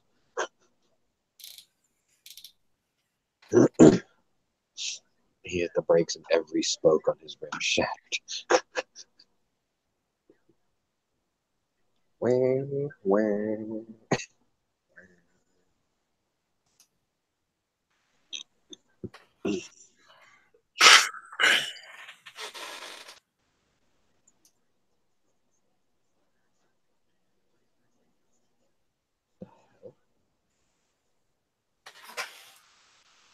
The world's first oral sex robot ready to go after hitting 500% of its crowdfunding target. The Auto Blow.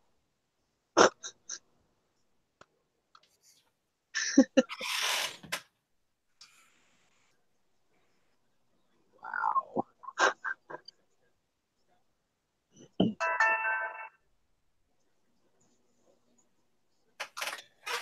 Who died today? 50 years ago? 5 years ago. Who? Paul Walker. Have you ever heard of Walker, Texas Ranger? His son. Jesus.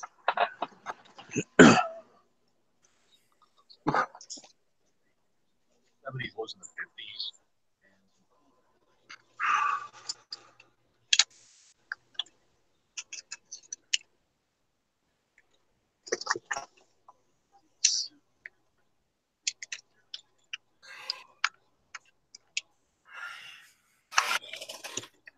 So Sean, I had an off-air chat last night. The title of the video was Tater Tube Off-Air Chat. And I still had people waiting and thumbing it down because I wasn't going live. Haters. Did you see the link I posted on YouTube where I told them it was all live? They're just taters. You did what? Okay.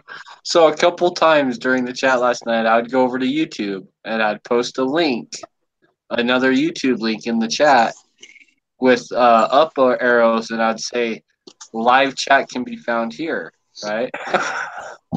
And it was a link to the salami fighting video. Fuck. Maybe that's why I was. I think you had one down when I just started to do that.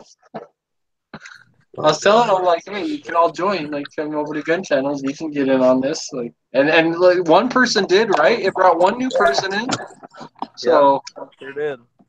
Like Caleb Popejoy. Yeah, I think that's good shit. It brought a new person. I think it might be more comfortable for someone to maybe join their first time when they're not live on air. So, you know what I mean? Their first time using a Google Hangout and stuff like that, right? It might be more comfortable for them to kind of get the feel of it when they're not live on air and they don't have that pressure or whatever. Like, you know, I guess. Like, that's totally cool to jump in there like that just to listen. I don't have a problem with that at all because usually my he talked later on after you left when he got off work. He totally really? chatted with us. Yeah. Well, that's cool. See, and you know what? I bet you that. I bet you like because like my chats don't usually get full enough for that to be a problem. People hop in and just listen, so I don't really give a crap about that. If they want to hop in just to listen, that's cool. And then it's so much easier for them to just, oh, I'm gonna click this button because I have something to say about this. You know, it's a good way to break the ice to get new people who normally wouldn't and didn't even plan on jumping in the conversation to jump in the conversation because they're already there to listen anyway. And then they're like, oh, I have something to say about this. And then they just click the button to say something.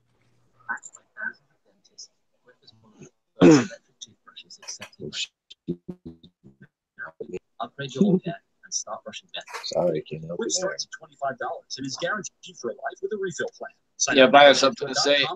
Maverick 88s are the high points of shotguns. toothbrush plan. That's your first refill pack free at I disagree. I say the H&R partner, the partner pump, is the high point of shot. Wait, no. Remington I don't know. It uses all the Would same that shit. really be the high point, or would that be like the Jennings? Because there's got to be something even cheaper than high point, like the Jennings, right? That's so there's true. got to be. Yeah. That's true. I've got absolutely nothing to do at work today. It's freaking driving me crazy. I know what you could do, Sean. I literally don't have shit to You do. could shop for sights for your 458 SoCal. Sights. Yeah. If somebody finds a cheap ass OD green Magpul backup sight, specifically just the front sight and specifically OD green, let me know. I have a rear sight with no front sight to match it. I don't even have a rifle to put it on, but it just bugs the shit out of me that I have just the rear sight.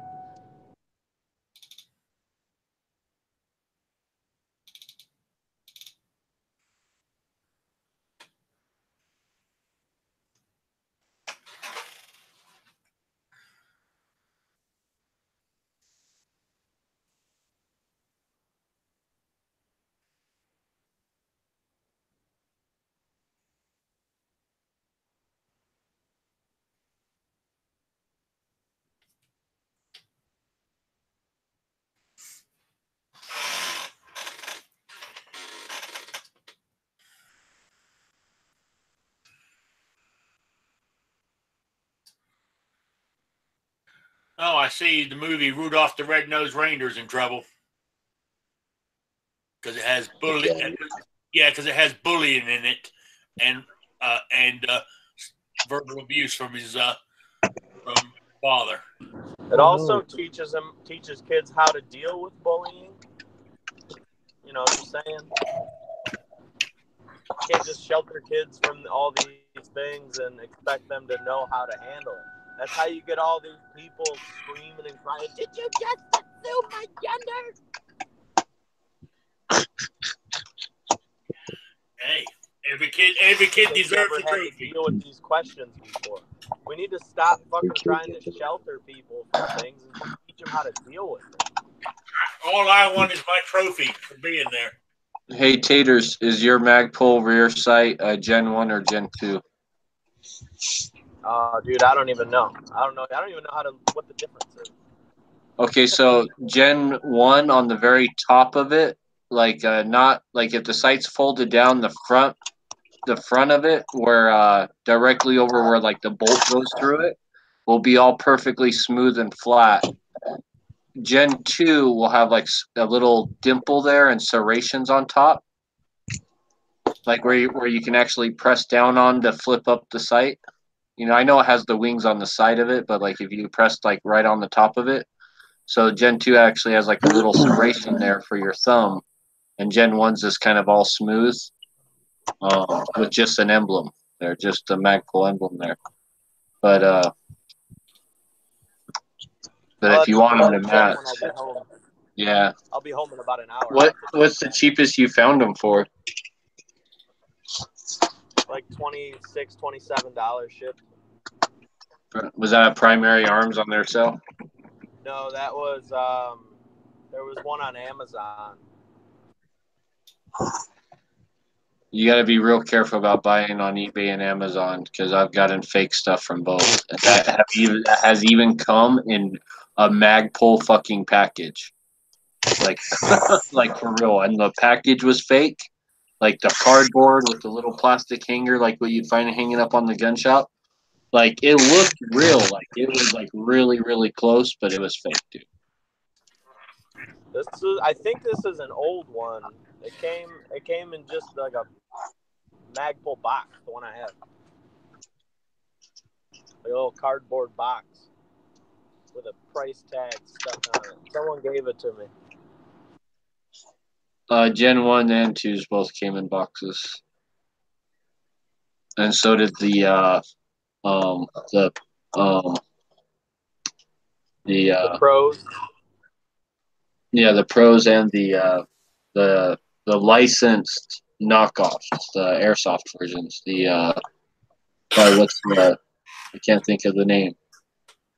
They have a name for them, but they're a licensed Magpul thing, so they're not a complete knockoff, and they're super close. But I've caught people like printing up fucking shit on Amazon and selling these fake ones to all sorts of unsuspecting people, because the average guy doesn't fucking know. I think the average person who's buying them is probably buying them for the first time and shit. And like, even if they do already own a pair, they might not just compare and really look at them. And they're fucking close, dude, packaging and all, man. But sometimes, yeah, I'd be extra diligent in checking online, checking the comparison photos of real Magpul versus the fake, and for packaging and the product, just to verify. Because I've had slings, trigger guards, sights, end plates. God, what else Magpul have I bought that I bought fake shit of that was supposed to be real? Like I've literally probably like 6 or 7 times now I've had fake Magpuls shit sent to me as real, that I bought as real. I want to get a set of Pros for that Hodge build.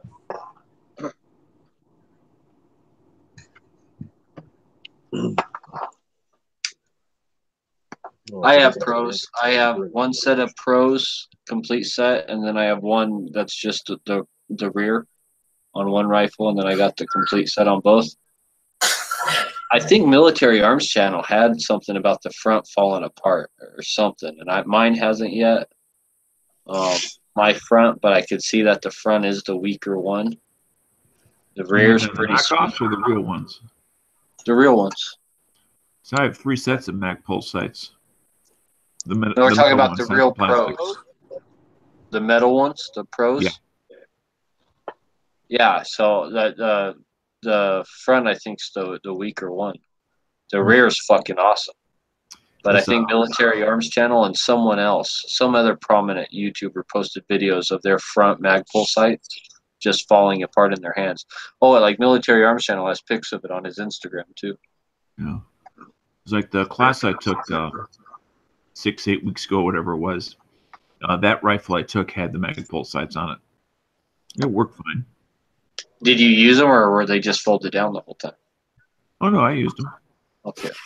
So I think that what they said was the problem is if you never use them and you just use them as kind of a backup sight, they work good. But I think that they were like doing some hard abuse on a rifle. I don't know if it was one of his like meltdown tests or something, but I think he was actually using them flipped up, and then the front broke, and just from shooting, right? And so like, and then some other prominent guy it basically happened to, like the same exact thing on the fronts. And so I don't know. I wonder if it's the if something's going wrong with the way it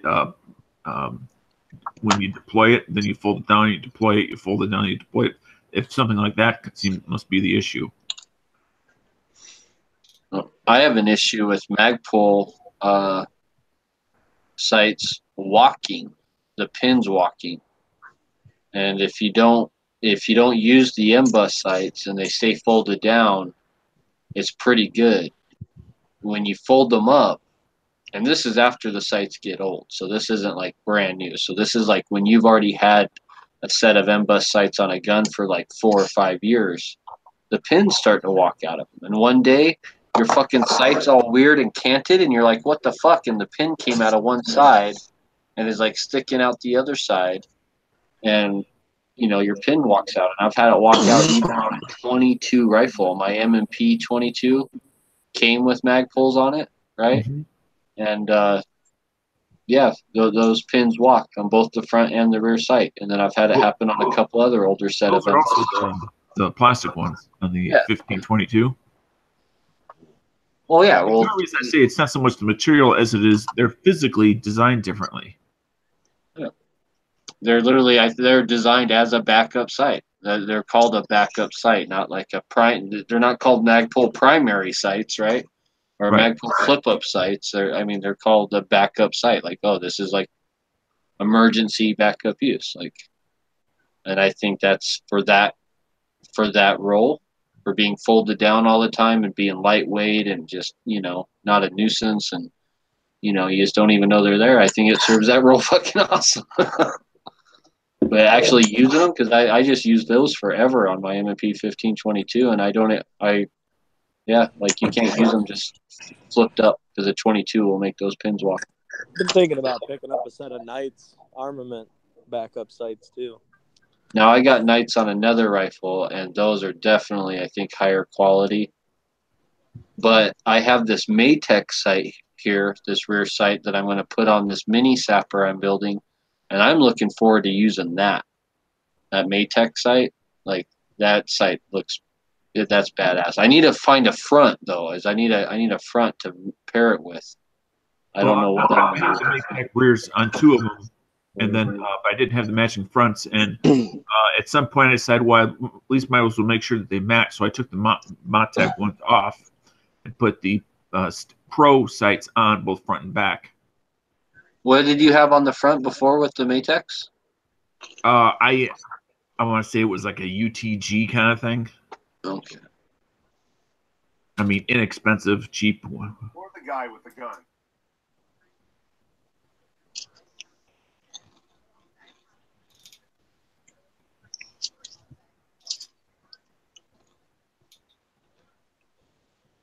Yep, the Maytech sight just looks really badass, and I just kind of like it. I like how it works. I like the ranging on it, and if it's in anything, if that ranging, if anything's even close to my 14.5 inch, because that's what I think it's geared for, right?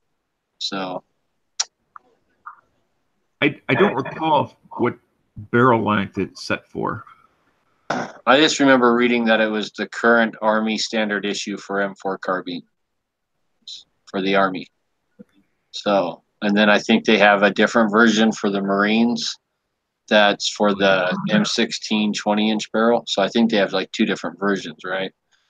I have no idea what the Army uses since they went to M4s. I just remember reading that's it when I bought it, that they were like, oh, this is the current. And I was like, oh, okay. This is what they're using on M4s for the Army. So.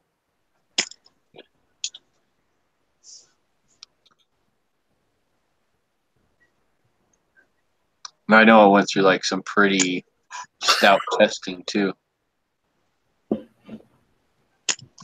I can't wait to use it. I just need to find a good front to match it with. And I think I like the Maytech better for the rear, better than the Knights or the Magpul Pro, or I don't know, or a lot of them.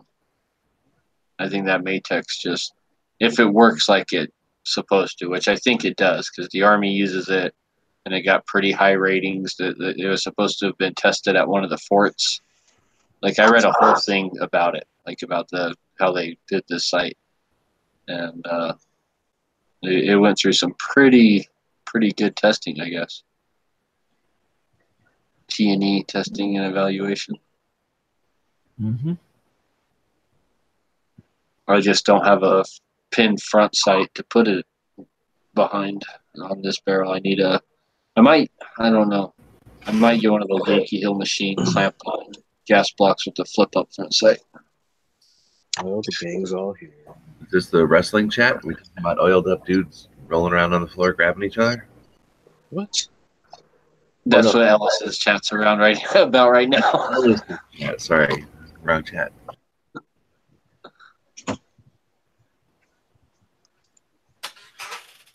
We were talking about guns and gun accessories. Then Dano arrived. Yeah. You wanted to talk about Ubering with a Grand National. Oh, shut up. What's up, Rick? Hey, not much. How about yourself? Introducing Uber Turbo.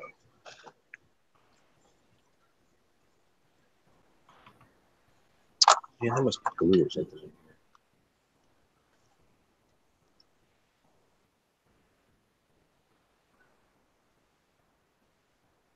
I got my confirmation. Did you get your confirmation email?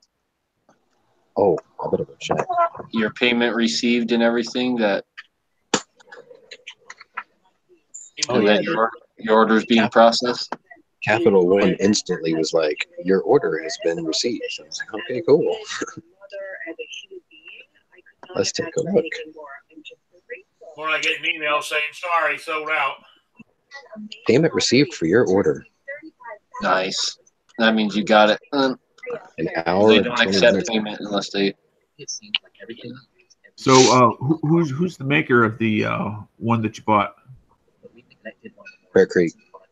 Bear Creek. Oh, okay. Do they have that enlarged bolt carrier? The upper, yeah, it's made for it. It's a proprietary, yeah. Versus skinning down the bolt face or enlarging the bolt face? It's all, no matter what. The Radical one I have is it's not a milled out 5.56. It's designed from the start to be a 458, and it's still thin. That's just the nature of the beast because there's only so much room to work with there. $25 guaranteed for a life with a refill plan. Sign up now. When you're putting a 50 caliber case, like a 51 caliber case, I think. It's a thing.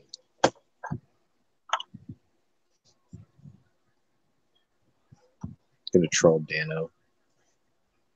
I'm gonna put the Jiffy Lube logo on the side of the receiver.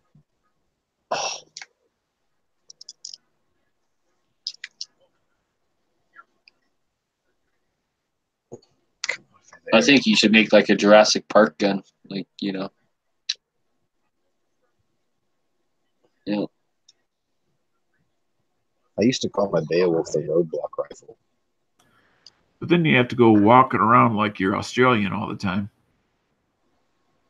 Speak with that weird accent they got. Because he's got some classic lines.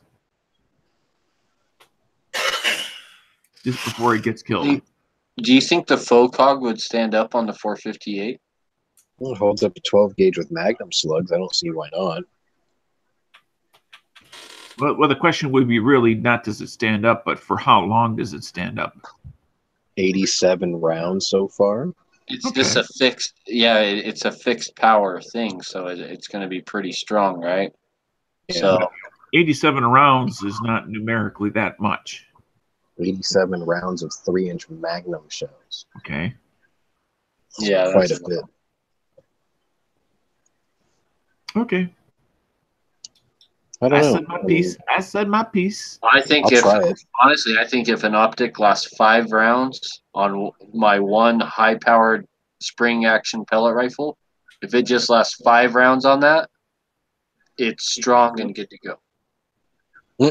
If it doesn't break the scope in 5 rounds, because it'll chew up like lower-end Leopolds and Redfields, and it'll eat all those scopes up that most people are like, oh, this is a good quality scope.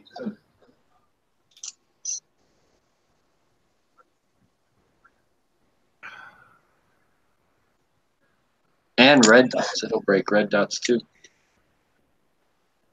It'll break them all. I think they even tried the fake. No, they didn't try the fake one. They tried the TOC1 on a Scar Heavy, and it didn't break.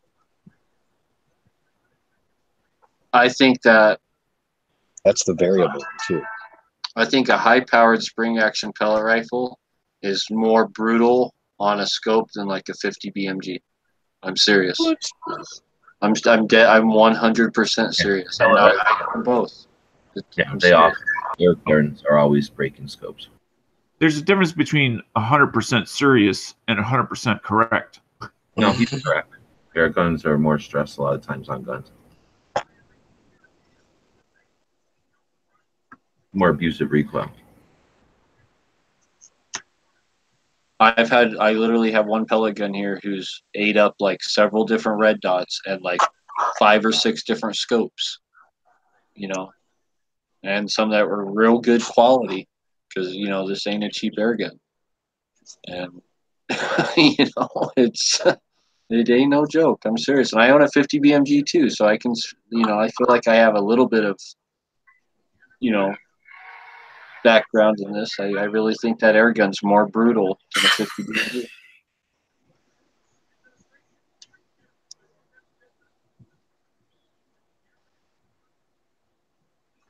And that's why I tell people the scope I finally end up putting on it is a Bug Buster.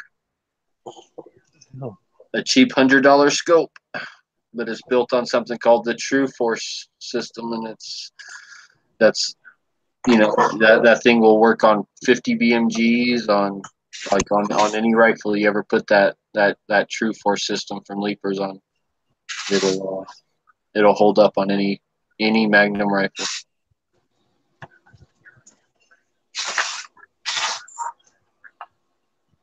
And it's surprisingly clear glass for what you get and for the money. It's definitely one of the better $100 optics, I think.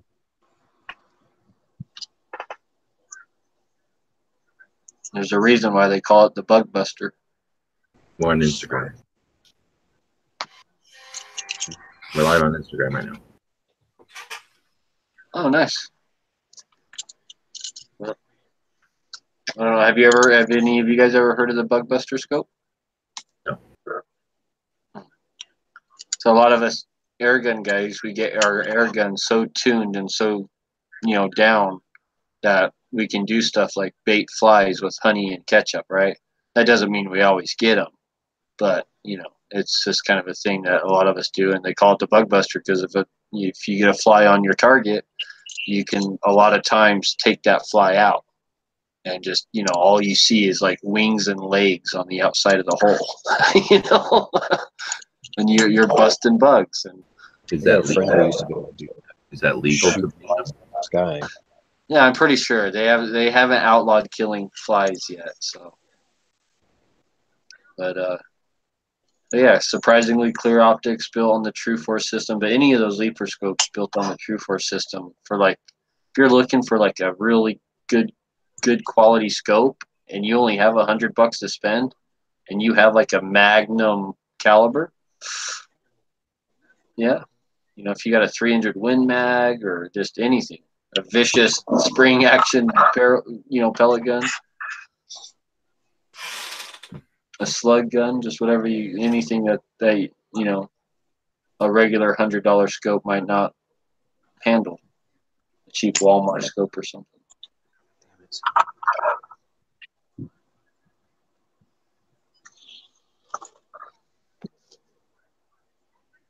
I don't know. I've been impressed by UTG/Leapers over the years. Like, you know, they started out selling like some cheap stuff made in China, and they've just kept seeming to improve on everything they make and make it better and better. And instead of cutting costs, they're slightly raising costs. Well, but most of putting out a better product. What? Most of their stuff's still made in China. Oh yeah, but they got a whole new division out called like their Pro division, and all that's made in America. And they got, you know, they're pretty proud of that fact that they brought, you know, that they've kept improving this company, and now that they've brought like I watched the whole interview with the guy. He was like, dude, like I would love to bring all my manufacturing here. So, speaking of manufacturing, let me ask a question to the panel. In 2007, 2008, the United States government, i.e. you and me, bailed out General Motors to the tune of billions of dollars. Now they're going to close plants within the United States, yet not close any plants in Mexico nor abroad. Thoughts? Yep. I think BMW's response was hilarious. The day after that announcement was made, BMW said, "Oh, so you get a federal subsidy, and you decided to close 5 plants because of, quote, Chinese tariffs and trade wars. And we're happy to announce that BMW will be opening a new plant in North America because we actually build cars that people want to buy. I thought that was hilarious. It was I understand that some of the car models are not selling, so they need to discontinue certain cars. But then it seems logical to me that you would then call the Mexican car line and bring that to the U.S. and keep the American jobs, since they're the one that bailed your ass out. Nope. We're not going to do it. But I guess I'm just not logical enough, or too stupid, or something. We can't get people to work for that little bit of money. They're up here. Well, the wages are not why they're not making money. It's the benefits.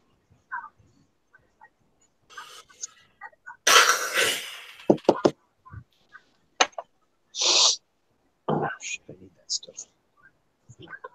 What's this? No, they charge the government $90,000 per Chevy Volt, and then they turn around and sell it for $45,000. Did anyone see any specials on that Silencer Co. muzzle loader thing they got?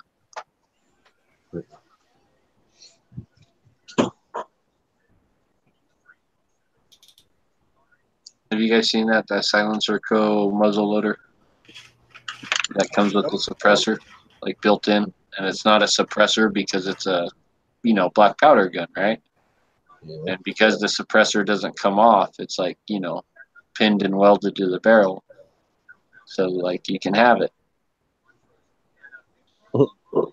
I've been looking for that. Like, it's been out now for a while, for like, I don't know, well over a year, right? So I've been waiting for the price to come down. It was like $1,000 rifle with the suppressor, right? And I thought that the price would come down. And it says on their website, the first 3,000 Maxim 50 sold will ship with a limited edition all-weather carrying case. Well, so does that mean that they haven't sold 3,000 yet because it's still up on their website? Maybe. I've only seen one at a store so far. I haven't been looking, but I did see one. I guess there can't be that many guys out buying $1,000 black powder rifles. Exactly. I do have another question. Anybody in here, even if it was just for a short period of time, view the video that I posted on the main page of Gun Channels yesterday? What video? The fighting pistol video. Oh, yeah. Yeah, the James Yeager. I did. Oh, no, I got through about the first 25 minutes of it, I think. Okay. But I was going to go back. I bookmarked it, and I was planning on go back. I was listening to it. An hour and a half. Yeah, and excuse me. That's also why in the description I put, it's 90 minutes long, so people were aware. Okay, this is not like a 5-minute thing. This is fighting pistol. We're going to do the skills and drills from the class. Now, this can't be all encompassing because it's a video.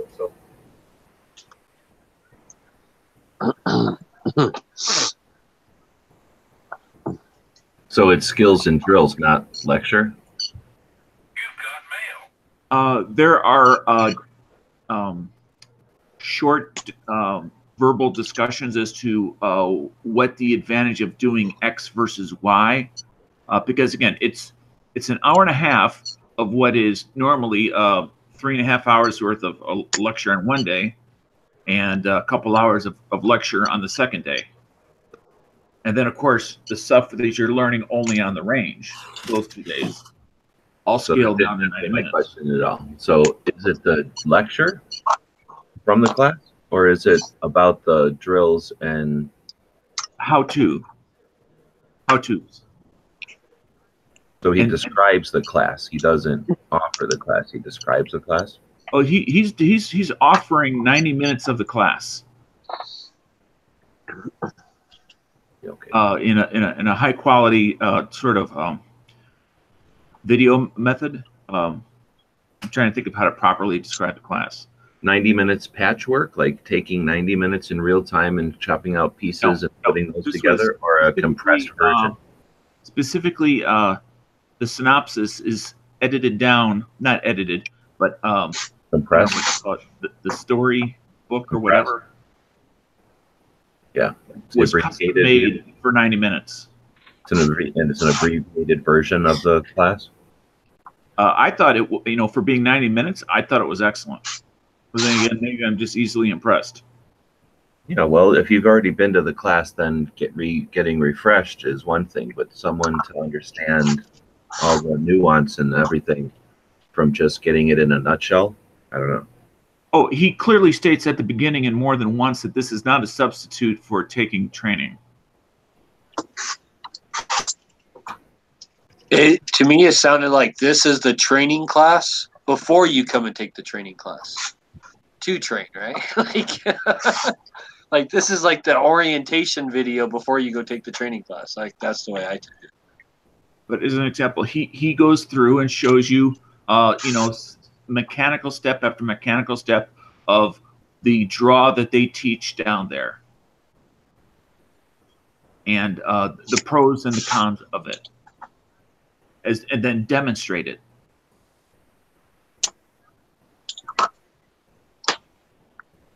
I'm not very good at describing things like that, as obvious as that is.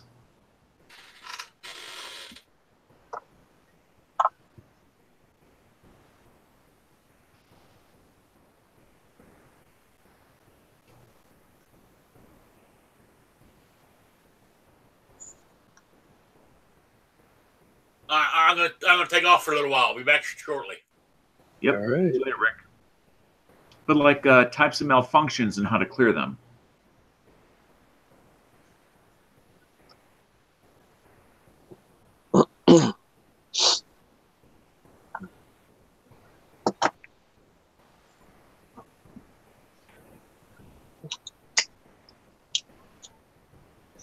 Always incorporating checking a 360-degree sweep with your eyes after any deadly enforce encounter.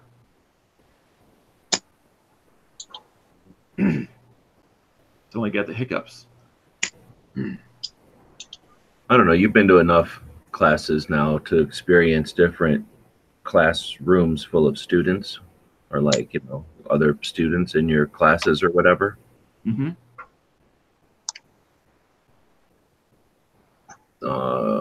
Since people are coming from different levels and different, coming from different walks of life and stuff, coming for different reasons and all the rest,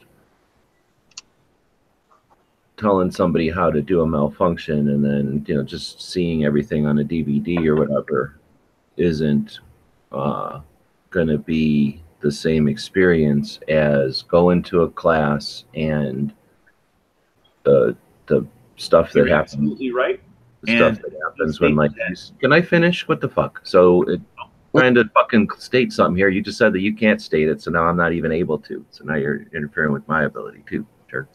So if you're in a class and you're able to see all the like issues that another student is having, that might everybody be having, but as the first person experiences it and it gets rectified, then everybody figures it out, and now it's not an issue anymore, as opposed to everyone hitting that first hurdle and then everyone hitting the second hurdle.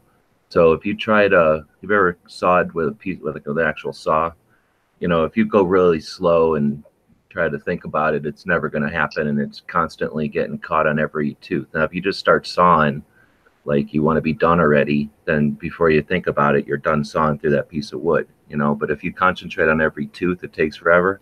And that's what I'm trying to say is, like, watching a video is a student by themselves hitting every tooth, everything that questions them, and they're not in an environment where they're being brought through the uncomfortable and new experiences and brought right through. Like, I keep saying it's like learning how to ride a bike.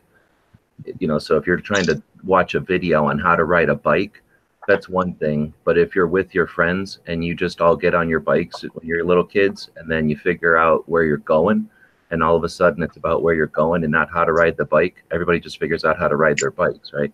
So that's the experience you're going to miss at a class, is the experience or whatever that's called of the other students being there and your awareness of them all being coached, which is actually coaching you.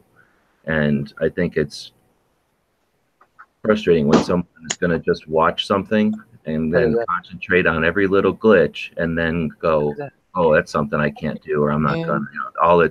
It becomes a negative almost. This is dangerous for you. I don't to say you like. Go buy the shit, George. Well, I said that I agreed with everything that you had said, with the exception of that negative there. You don't think there's any negative to just be offering it?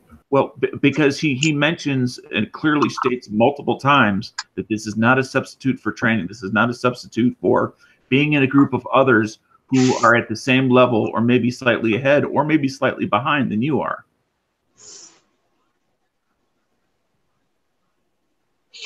I mean, this is zero. He makes it very clear, and I don't know how anybody would miss it, that this is not a substitute for the real deal.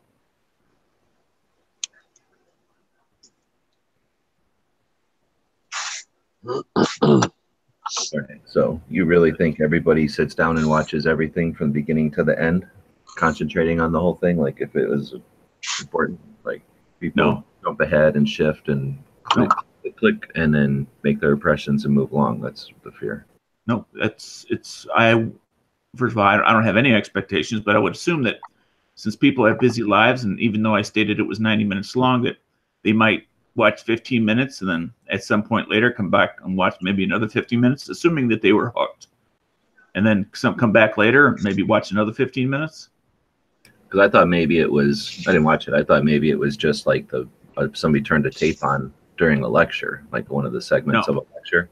No. Because that could be, again, then you kind of experience, I've seen some of the things where they just turn a camera on in the corner. You can kind of see the classroom, experience the info and whatever. I know this was specifically made for a product which he sold for many years, and he's now made it available for the public.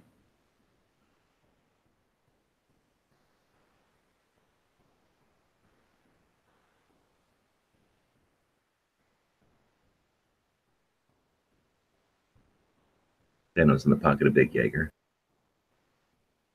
What Dano's what about Jaeger?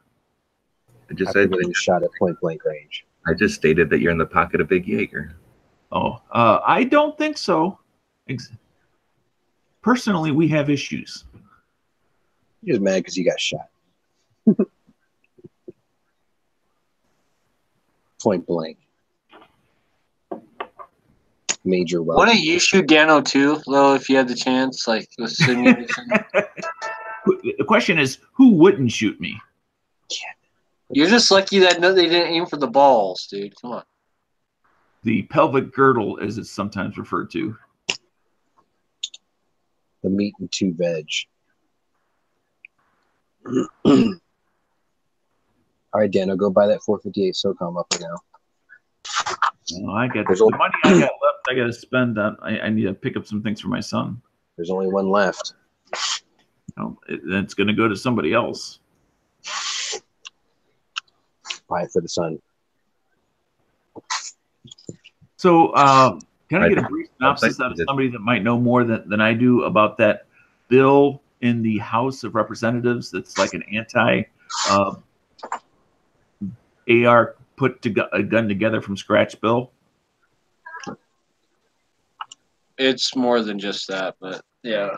Well, I assumed it was more. I just don't know what is the more.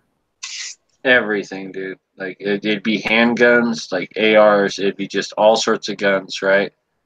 And it would be gunsmithing. Like there was like parts in it about working on your own guns. Like even if you already own a gun, like modifying it in any way, shape, or form, pretty much, right? And shit, like, dude, yeah, like. The way it was explained to me is like they would do away with being able to buy parts. If you buy a gun from a manufacturer, and even if like something breaks, you can't have the part shipped to you to have it fixed. You got to either take it to a gunsmith, and the gunsmith has to order the part and fix it, or you got to send it back to the company to have them fix it. Changing like grips and shit like that. You got to have take it to a certified gunsmith, and that's the way it was explained to me. I don't know if that's accurate, but I think it's the same way that if you got rid of Shade Tree Mechanics, it would stop drunk driving.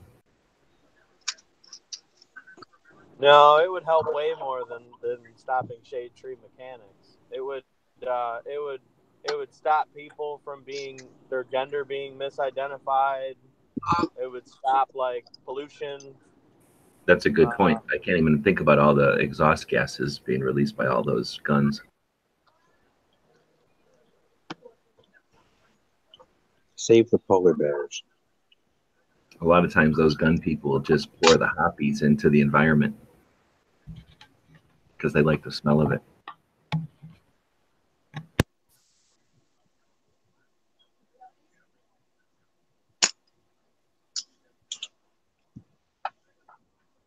It would stop people from drowning in pools. Stop arson, probably.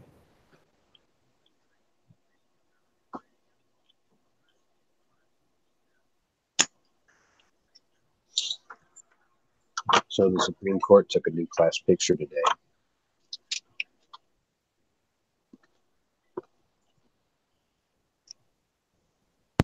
Kavanaugh. Ginsburg out from the hospital. Yep. Kavanaugh was standing over Ginsburg like the Grim Reaper. Big smile on his face. Probably had about 10 beers before he took the picture.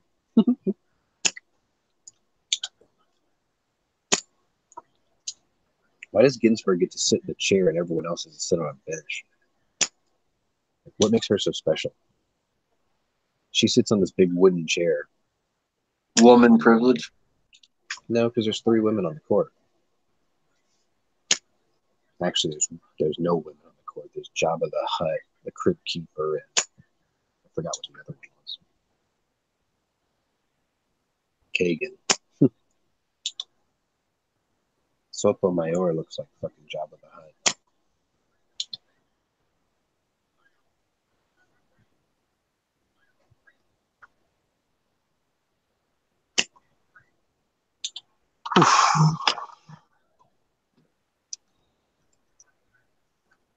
Nope.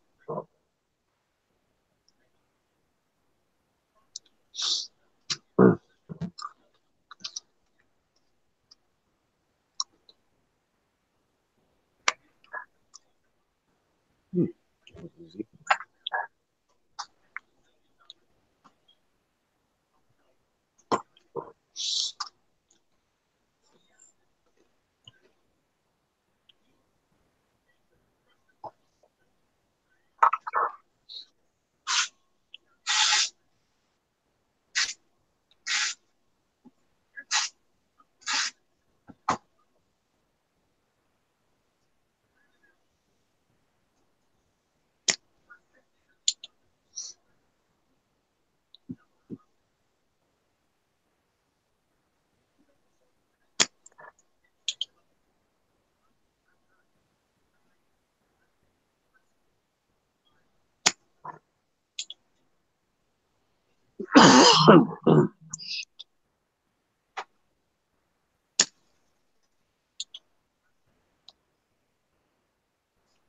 I'm on the drain.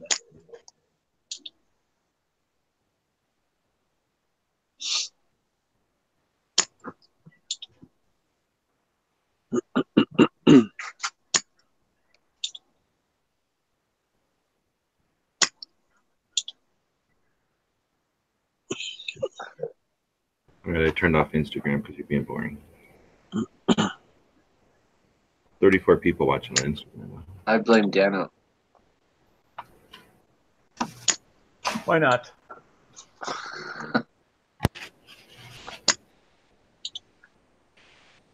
We should talk about the GM 3.8 liter V6 turbocharged.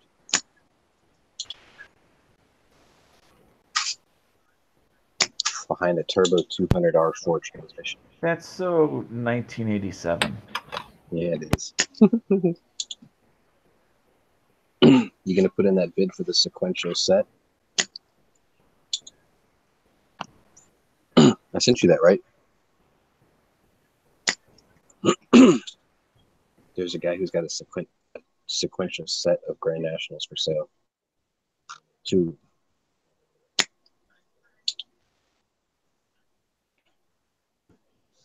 Actually, if you don't want to, if you really want one, and you don't want to spend a lot of money, you can always buy just a Buick Regal T-Type. It's the same car, but the cool thing is that one comes in gunmetal gray. I learned how to drive on one of those. That was awesome.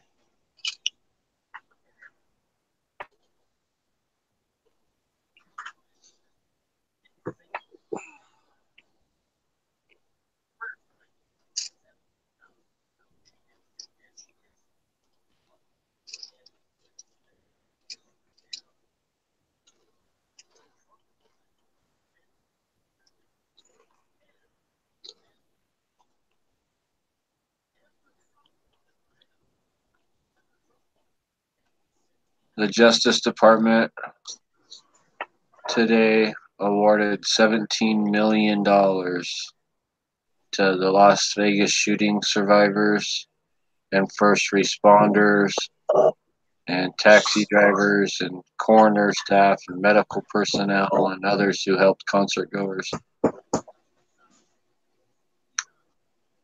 They announced that today. And then These are survivors, or these are victims, or these are what? these are the victims, the close family members of victims, concert goers, coroner staff, taxi drivers, medical personnel, and others who helped concert goers. The only reason that makes no sense to me is when else have we had a shooting where the victim was compensated by the government? Where'd that money come from? The U.S. Justice Department announced on Friday an award, which is today, an award of nearly $17 million to help survivors of the 2017 Las Vegas stuff. Funding for the department's Office for Victims of Crime will help cover the costs of counseling, therapy, rehabilitation, trauma recovery, and legal assistance for victims of the deadliest mass shooting in U.S. history. Survivors covered by this award include ticket holders, concert staff, vendors, witnesses, law enforcement, and other first responders, according to the DOJ statement.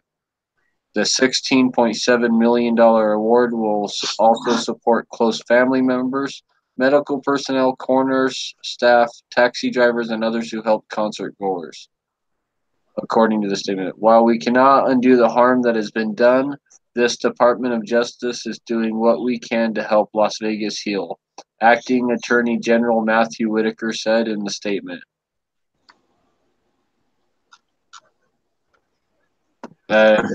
So that comes out today, and Trump's supposed to announce the bump stock ban today?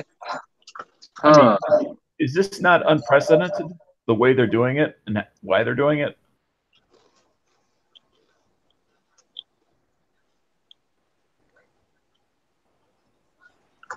Everything is unprecedented. It's the most overused thing these days. What's overused? The term unprecedented. Means it hasn't been done before, hence justification for it being done. Yeah, it seems like all of a sudden everything is the first time. I'm not aware of victims being compromised by the government for something they were not directly responsible for. I mean, do you know different? Not offhand. I mean, I don't, which is why I raised the point.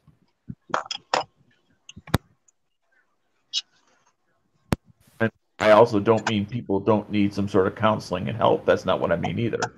No.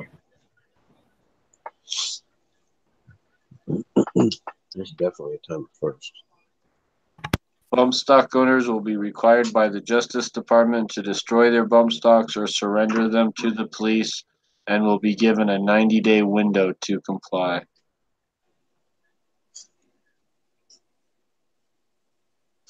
Night Strike is unavailable for comment. You know, under what is it the Fourth Amendment? The property protection is in place. Yeah, how is that constitutional? Yeah. Well, I think that they're going to have to reimburse. I think This is the one bill that the Ninth Circuit won't overturn.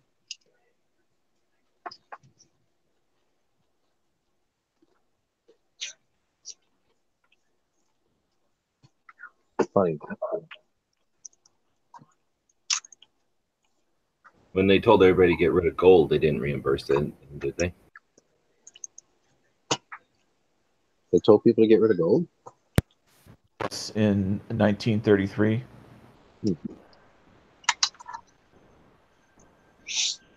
The vast majority of people didn't, but a few people did. I was reading an article on it a couple of weeks ago, and I thought they gave them something. Yeah, they got paper money for it. Yeah. How much, I don't remember.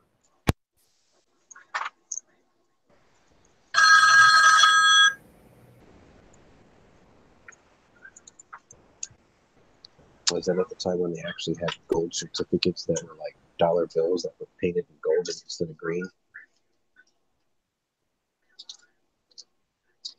Well, dollar bills used to say on them, "This is redeemable for gold." I've seen gold. What do they call them? I think they call them gold stickers.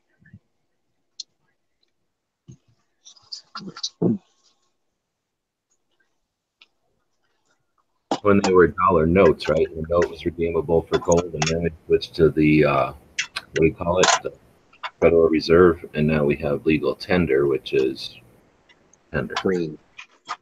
Well, it doesn't matter what color it is. It's just that it's not backed by gold, like he's saying. Now it's just a piece of paper that says this is worth some amount of the general fund or something. I remember seeing bills where they were printed in gold ink, and it actually said on there, can be exchanged for bullion or something like that. And I remember seeing a couple of bills that were printed in blue ink, but I forgot what those were for. I got a friend who's a coin and cash collector, so he's got those. I've seen him in gold ink. I think I've seen him in red ink, and I've seen him in blue ink. Dollar bills? Or like the ones are called promissory notes.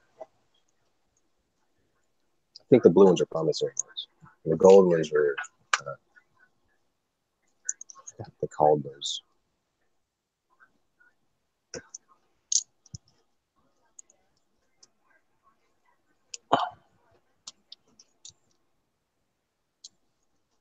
Shit.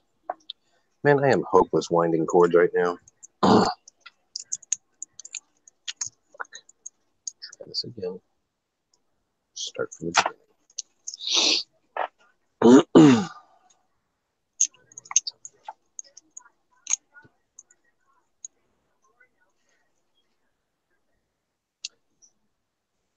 This certificate can be redeemed towards a Buick.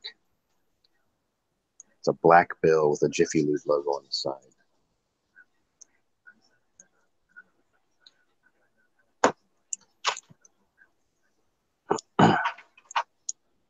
Can't get a rise out of them now.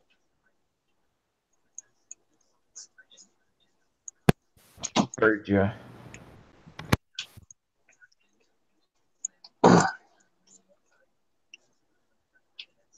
Actually, they did bring back the Regal Type T, but it pales in comparison to what it used to be. It's some, I think it's a Vauxhall that they brought over. I should do it this time.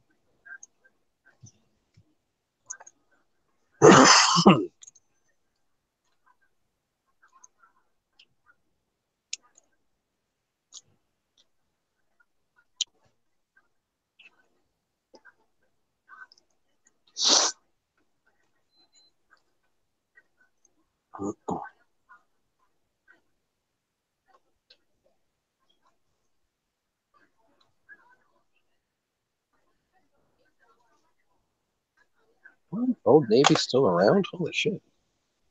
Okay, this one's good.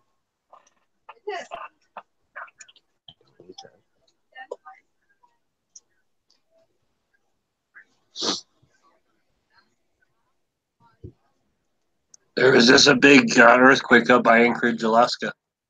6.5, I think. 7.2. Or it's up. And it fucking, I'm watching a friend's thing about it, and it just fucked up a bunch of shit in their house. Like, it hit pretty hard. That just means that there's going to be another one on the opposite end. So you'll probably see one in California, one in South America, one in East Asia. It's all the same plate. What happened on one side will happen on the other. A lot of times those earthquakes up there are caused by the weather machines that we have, changing the weather. I thought the polar bear feeder malfunctioned.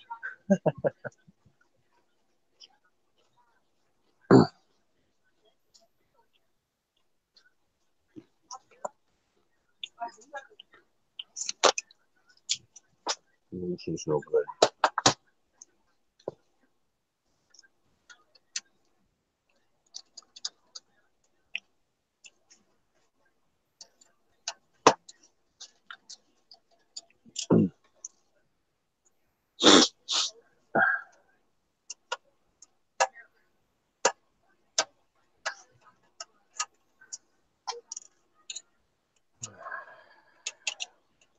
I got to pick up my dad some barbecue ribs for dinner tonight. Today's his birthday.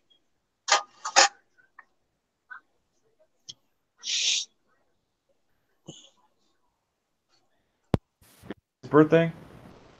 Hmm? You said it's his birthday? Mm-hmm. How old is he? 83. Okay. Yeah, that's just about the same age as my dad.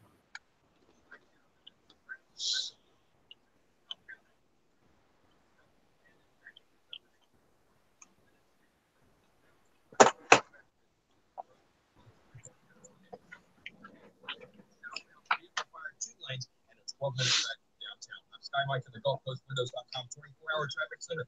Severe weather threat for parts of northeast Texas. I think most of that threat stays north of Houston, but we'll keep our eyes open this afternoon. Expecting some thunderstorms to fire up to our northwest and come on in. Chance for afternoon storms and a warm day today, 78 degrees, 67 our low tonight. Sunshine for the weekend, upper 70s to kick off December, and some cooler 50s by Tuesday, Wednesday next week. I'm Scott Laurier with the Weather Channel. It is partly sunny, 76. The holiday classic Baby It's Cold Outside has been removed from the radio station's Christmas playlist. The earthquake's epicenter was about 10 miles northwest of Anchorage, had a preliminary magnitude of 7.0. The station says that the song's lyrics may be inappropriate, especially in light of the Me Too movement. The song, written in 1944, includes lines not only sung by a woman, including "Say, what's in this drink?" and "I simply must go," followed by the woman singing, "The answer is no." North Carolina. President Trump says Ukraine is the reason for his cancellation of the meeting with According to Snopes, the song has been called the date rape anthem. Growing tension between the Russians and the Ukraine. President Trump says Russia must return Ukrainian ships and sailors after some naval skirmishes. The newspaper said the song was written by the same man who composed Guys and Dolls, Frank Lozier, with the male part of the song labeled The Wolf and the female's lyrics being labeled The Mouse.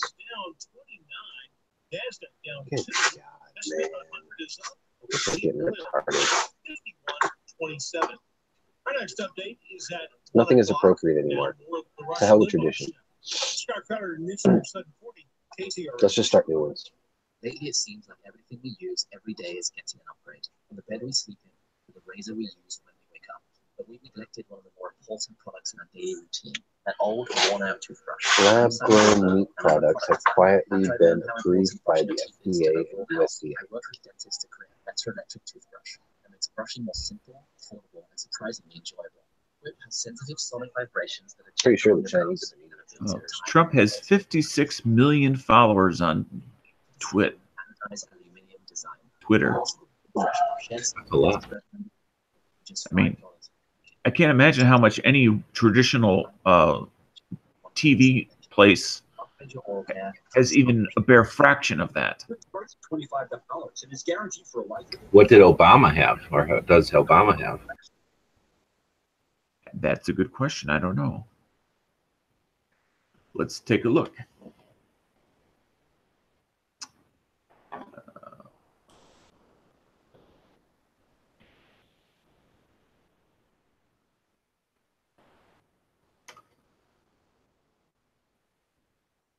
I'm going to say less. Okay. He has 103 million. And what did Trump have? 50 million? So he had twice as many as Trump. Obama has twice as many as Trump. Yeah, but how many of Obama's are undocumented? No, but think about how much attention they're giving to Trump's Twitter when Obama's twice as big an influence on Twitter. They're that scared of half the influence. That's amazing. Yeah, but he holds nothing but old IOUs at this point. What, Obama? Yeah. I'm just saying the whatever the inconsistency in their outrage. Yeah. You know, whatever he was doing, if Trump, if that means if Obama would have said like, "Hey, I like freaking bananas," right? Like he would have got more views because he got twice as many people. It just seems to say that, you know, stands a reason, I guess, there'd be more views to that. It's just because of what Trump's saying. It's not the number of views. It's just what Trump's saying, period. He could be saying it to a quarter of the people and it'd probably be twice as outraged. But I just never thought about it. And it's interesting because the way that they are concerned about it, you'd almost think that he had a bigger voice on Twitter or somehow more influential on the internet. And therefore they're concerned. But they're just outraged because he has any voice, it sounds like.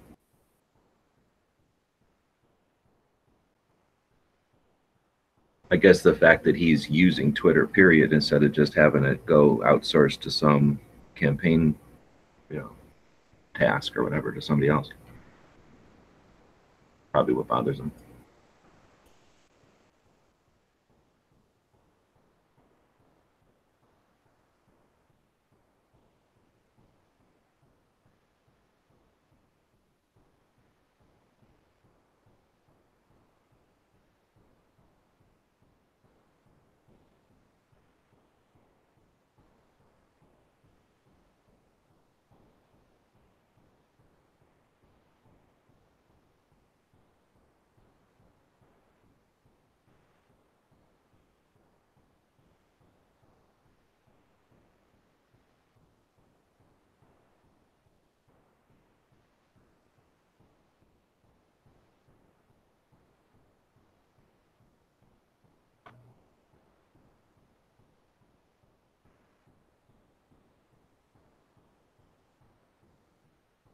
I didn't know Melania Trump had a Twitter page. I've actually never heard her speak.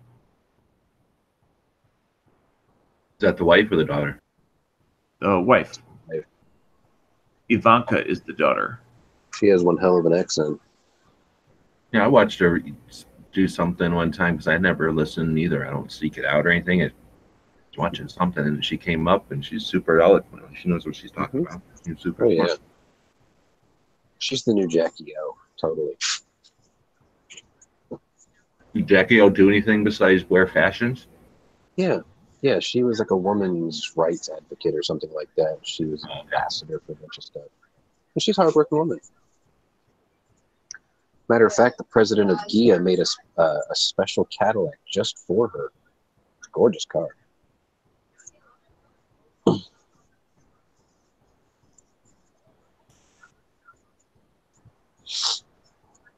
Yeah, I saw pictures of Melania lighting the Christmas tree in the White House. It was pretty cool. I thought she was living in New York all this time. No? No. At first she was. But after they all settled in, she's been. So is their son going to school in New York or is he going to school somewhere in D.C.? I think he's in a private school in D.C. Well, I assumed it'd be a private school, but...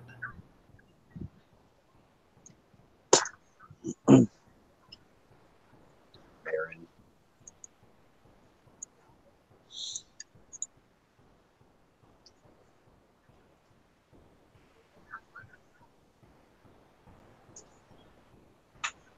Oh yeah, he goes to the same private school Nancy Pelosi's grandkids go to. What?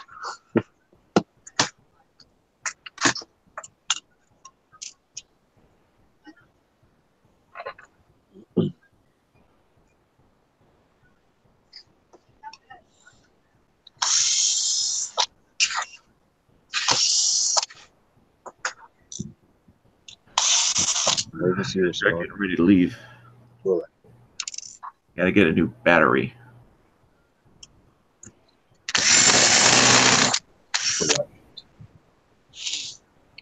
For what?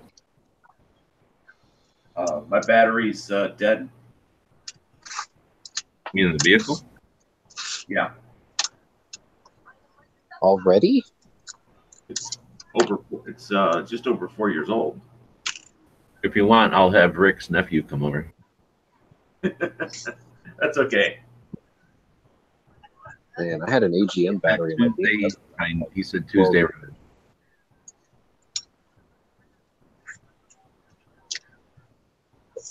You just don't make them like that anymore.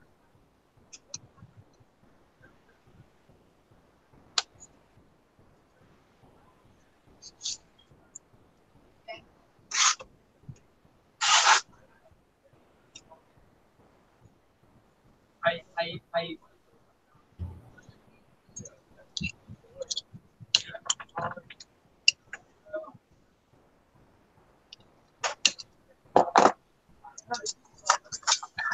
Come out of there. Shit.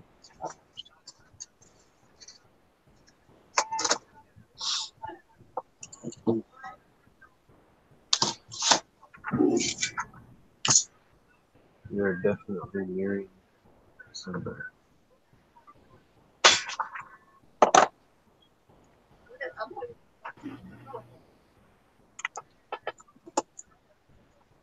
Shit's making loud.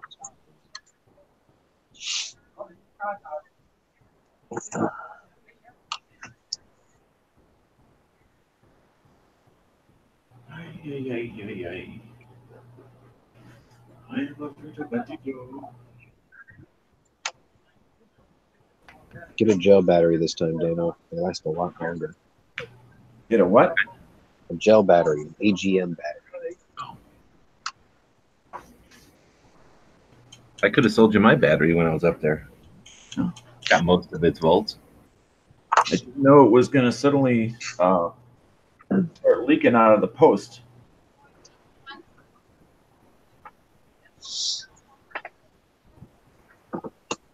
That's what makes it exciting to Uber. Never enough volts. They had a thing probably from like a Red Green show or something, that equivalent, right? It was like on this one Canadian thing I follow on Instagram. And they were like Canadian car chase. And it was like this station wagon in the snow, like just, burning out, like peeling out, like not going anywhere. What do they call that when your back tires are just going, because you're stuck?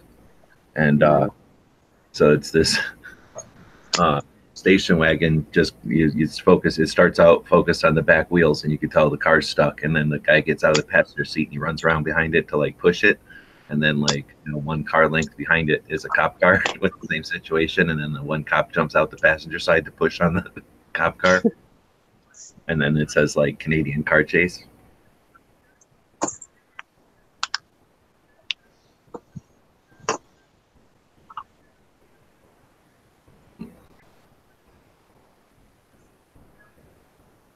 Oh man, I should have streamed yesterday when I was playing.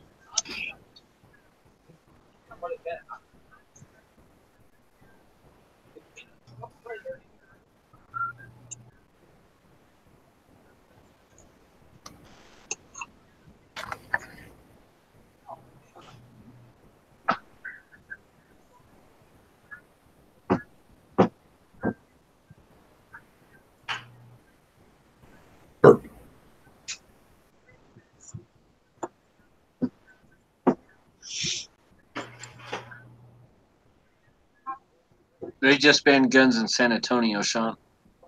What? You're screwed. I don't live in San Antonio.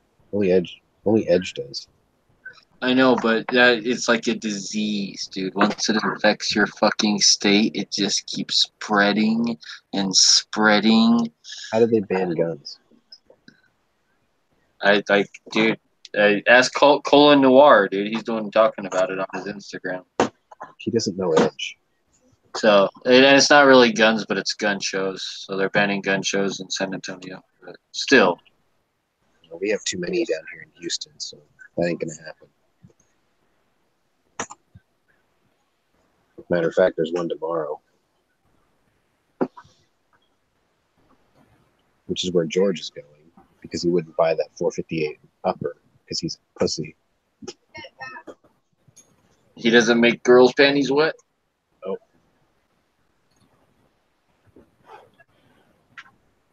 The only pussy he deals with have claws. Works outside of my shop and he feeds it constantly.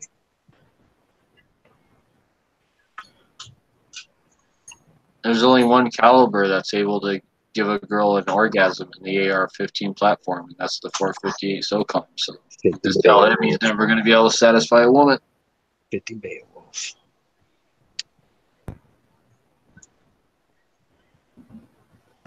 Or if you have a chick from the 70s, the 450 Bushmaster. Ew.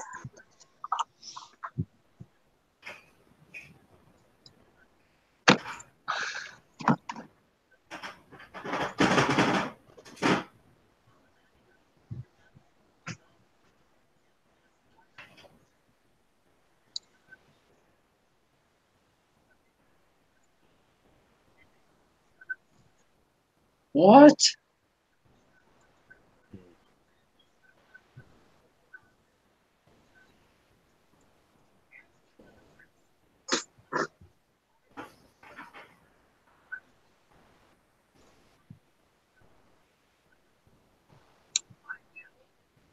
Oh God, really? Beto O'Rourke's gonna run for president?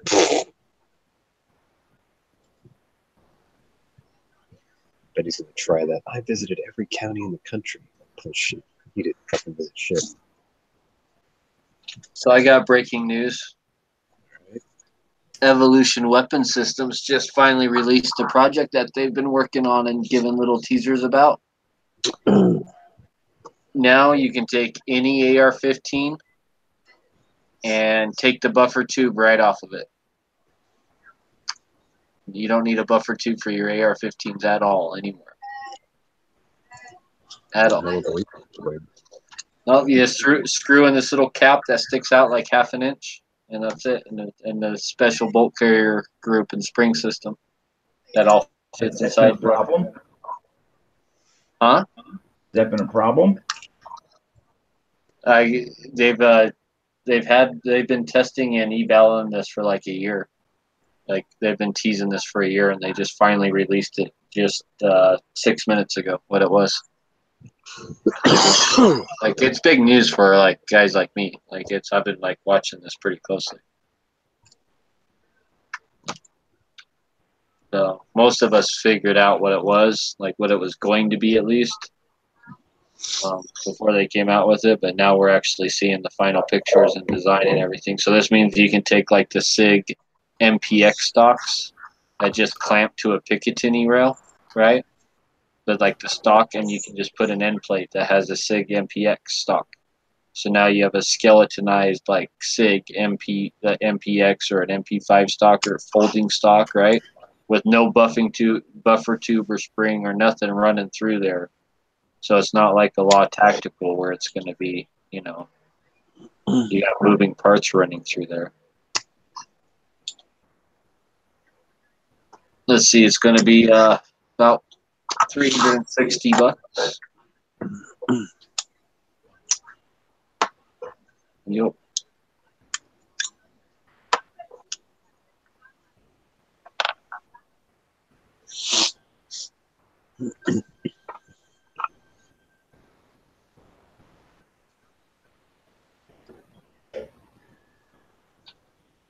These guys have been working on this for a long time.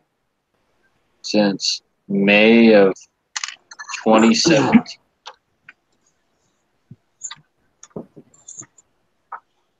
So, well over a year.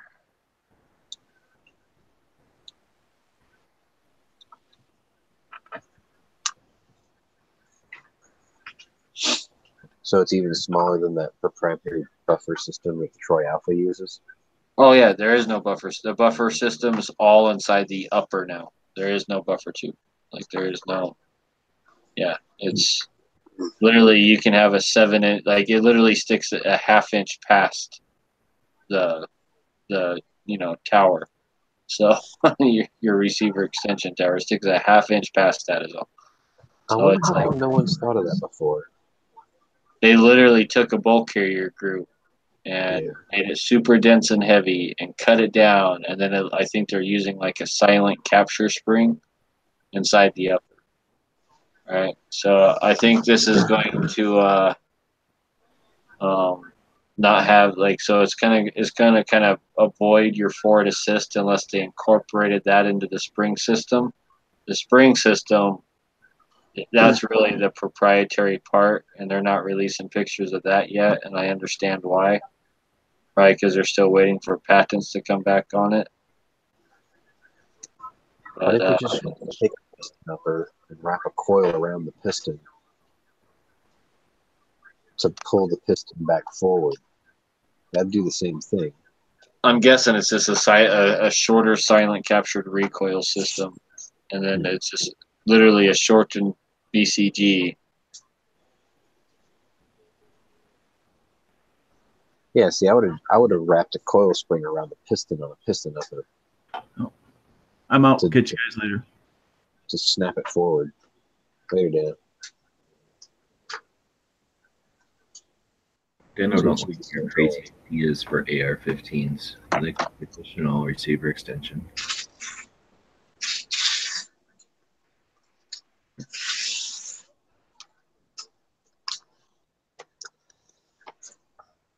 Just saying, having a little 7-inch short 5.56 with no buffer tube on it. Yep. Like,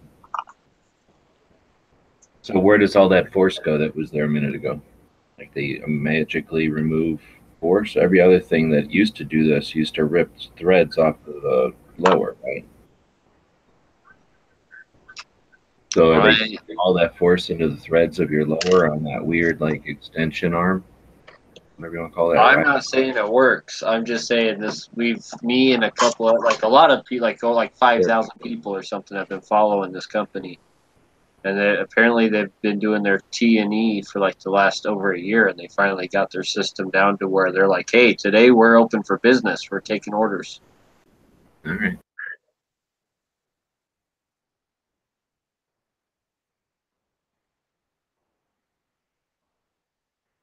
I'm against change.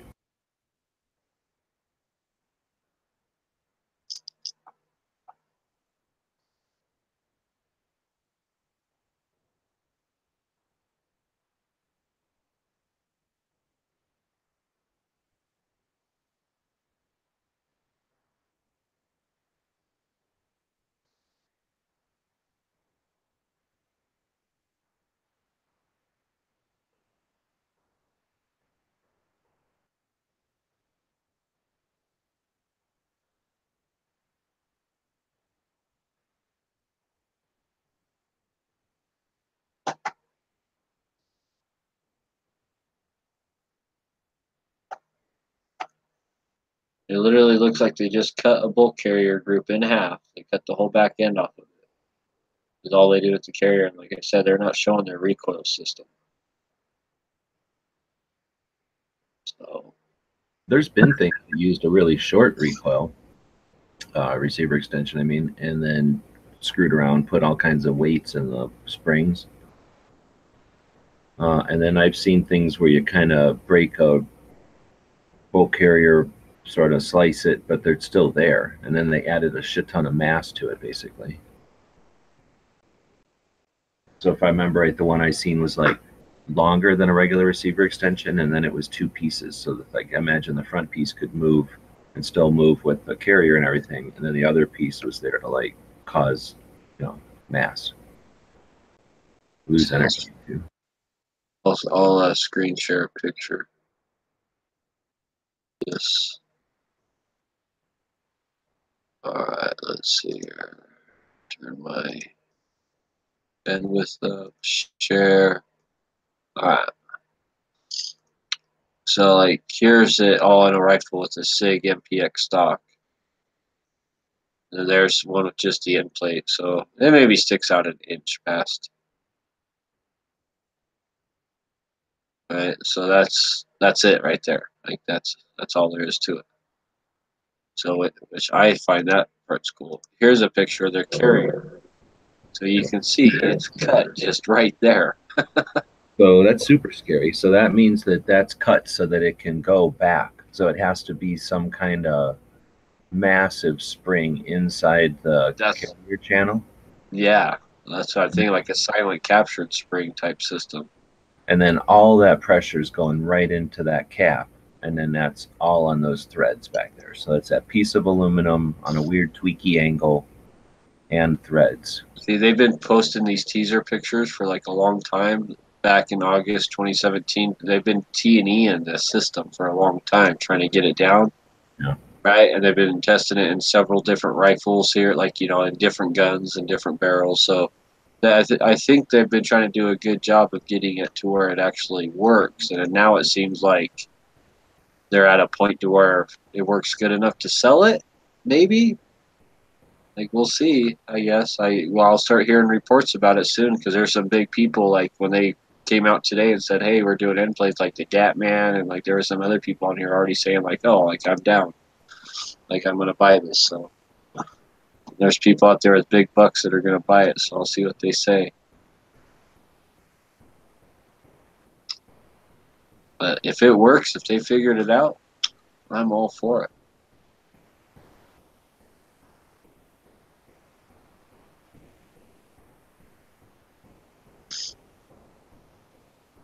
They're going to test it in full auto. That'll be fun.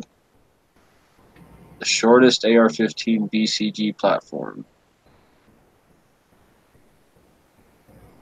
Doing the impossible since 2017. Current stage, final fit. I think it's a neat idea. I wouldn't mind a stock like that. It can fold up like that. Or just an end plate like this. That stock goes onto the end plate, or that stock goes onto... So this is a different end plate, right? And this end plate has like a Picatinny rail. Okay. That's what like the SIGs have, and so this just like uses a Picatinny fitting to fit these stocks. So people like that stock. They get cheek weld and they're satisfied with that stock? I guess on SIG MPXs they are. Because that's what I know they specifically use that stock for, is for SIG MPXs. So on the SIGs, but those are all like, I think 9mm and stuff. So on a 9mm, I could see liking the stock. Having it fold up like this, like for a truck gun or something, would be pretty cool though. With a little like 7-inch short barreled, you know, SBR thing, or if this was like, they make a brace like this too, for the SIG MPX. So it's a brace that's basically exactly like this. So you could have a little 7-inch barreled pistol with a little brace, and it'd be like a little MP5 almost. Like, here's 9mm versions, but they haven't talked about that yet. This one's just for 300 blackout and 5.56. But it looks like they've already started working on a 9mm, you know, version. 9mm. Yeah, a little short barreled. I think that's kind of neat.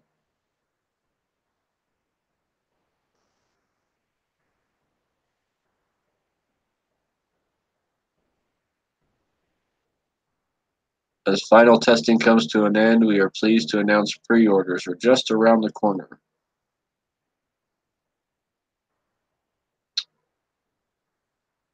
We've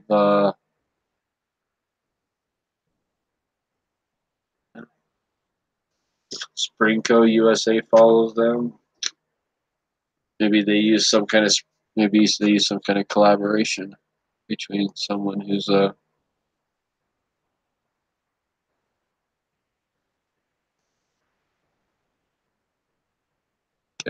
Pantheon Arms, Angstad Arms. Oh God.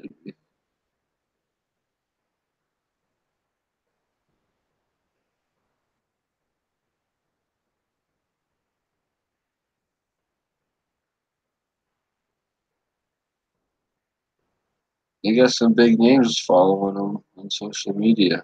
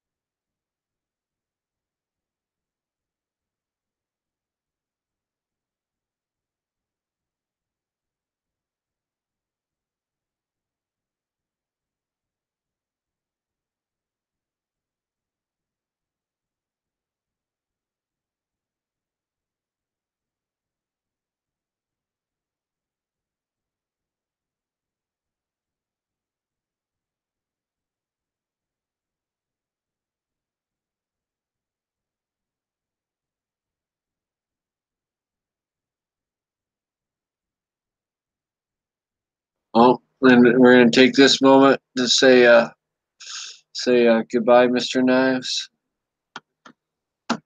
It was nice knowing you.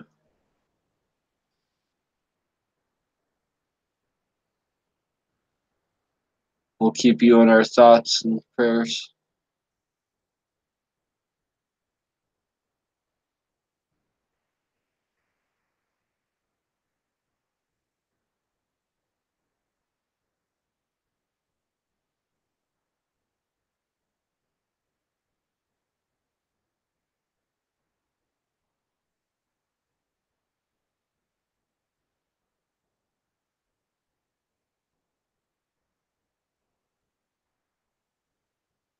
What happened? He left. Yeah, I'm pretty sure California banned talking about guns on the internet.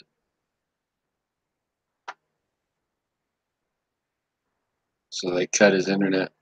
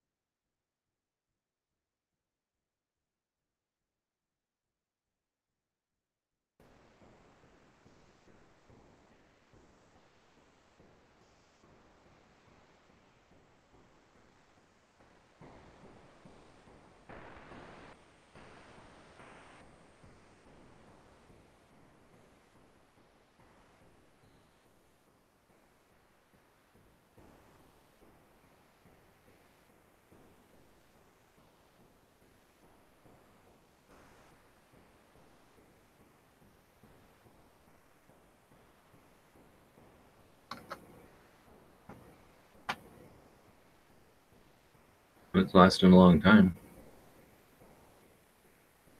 Unless it's just. Yeah.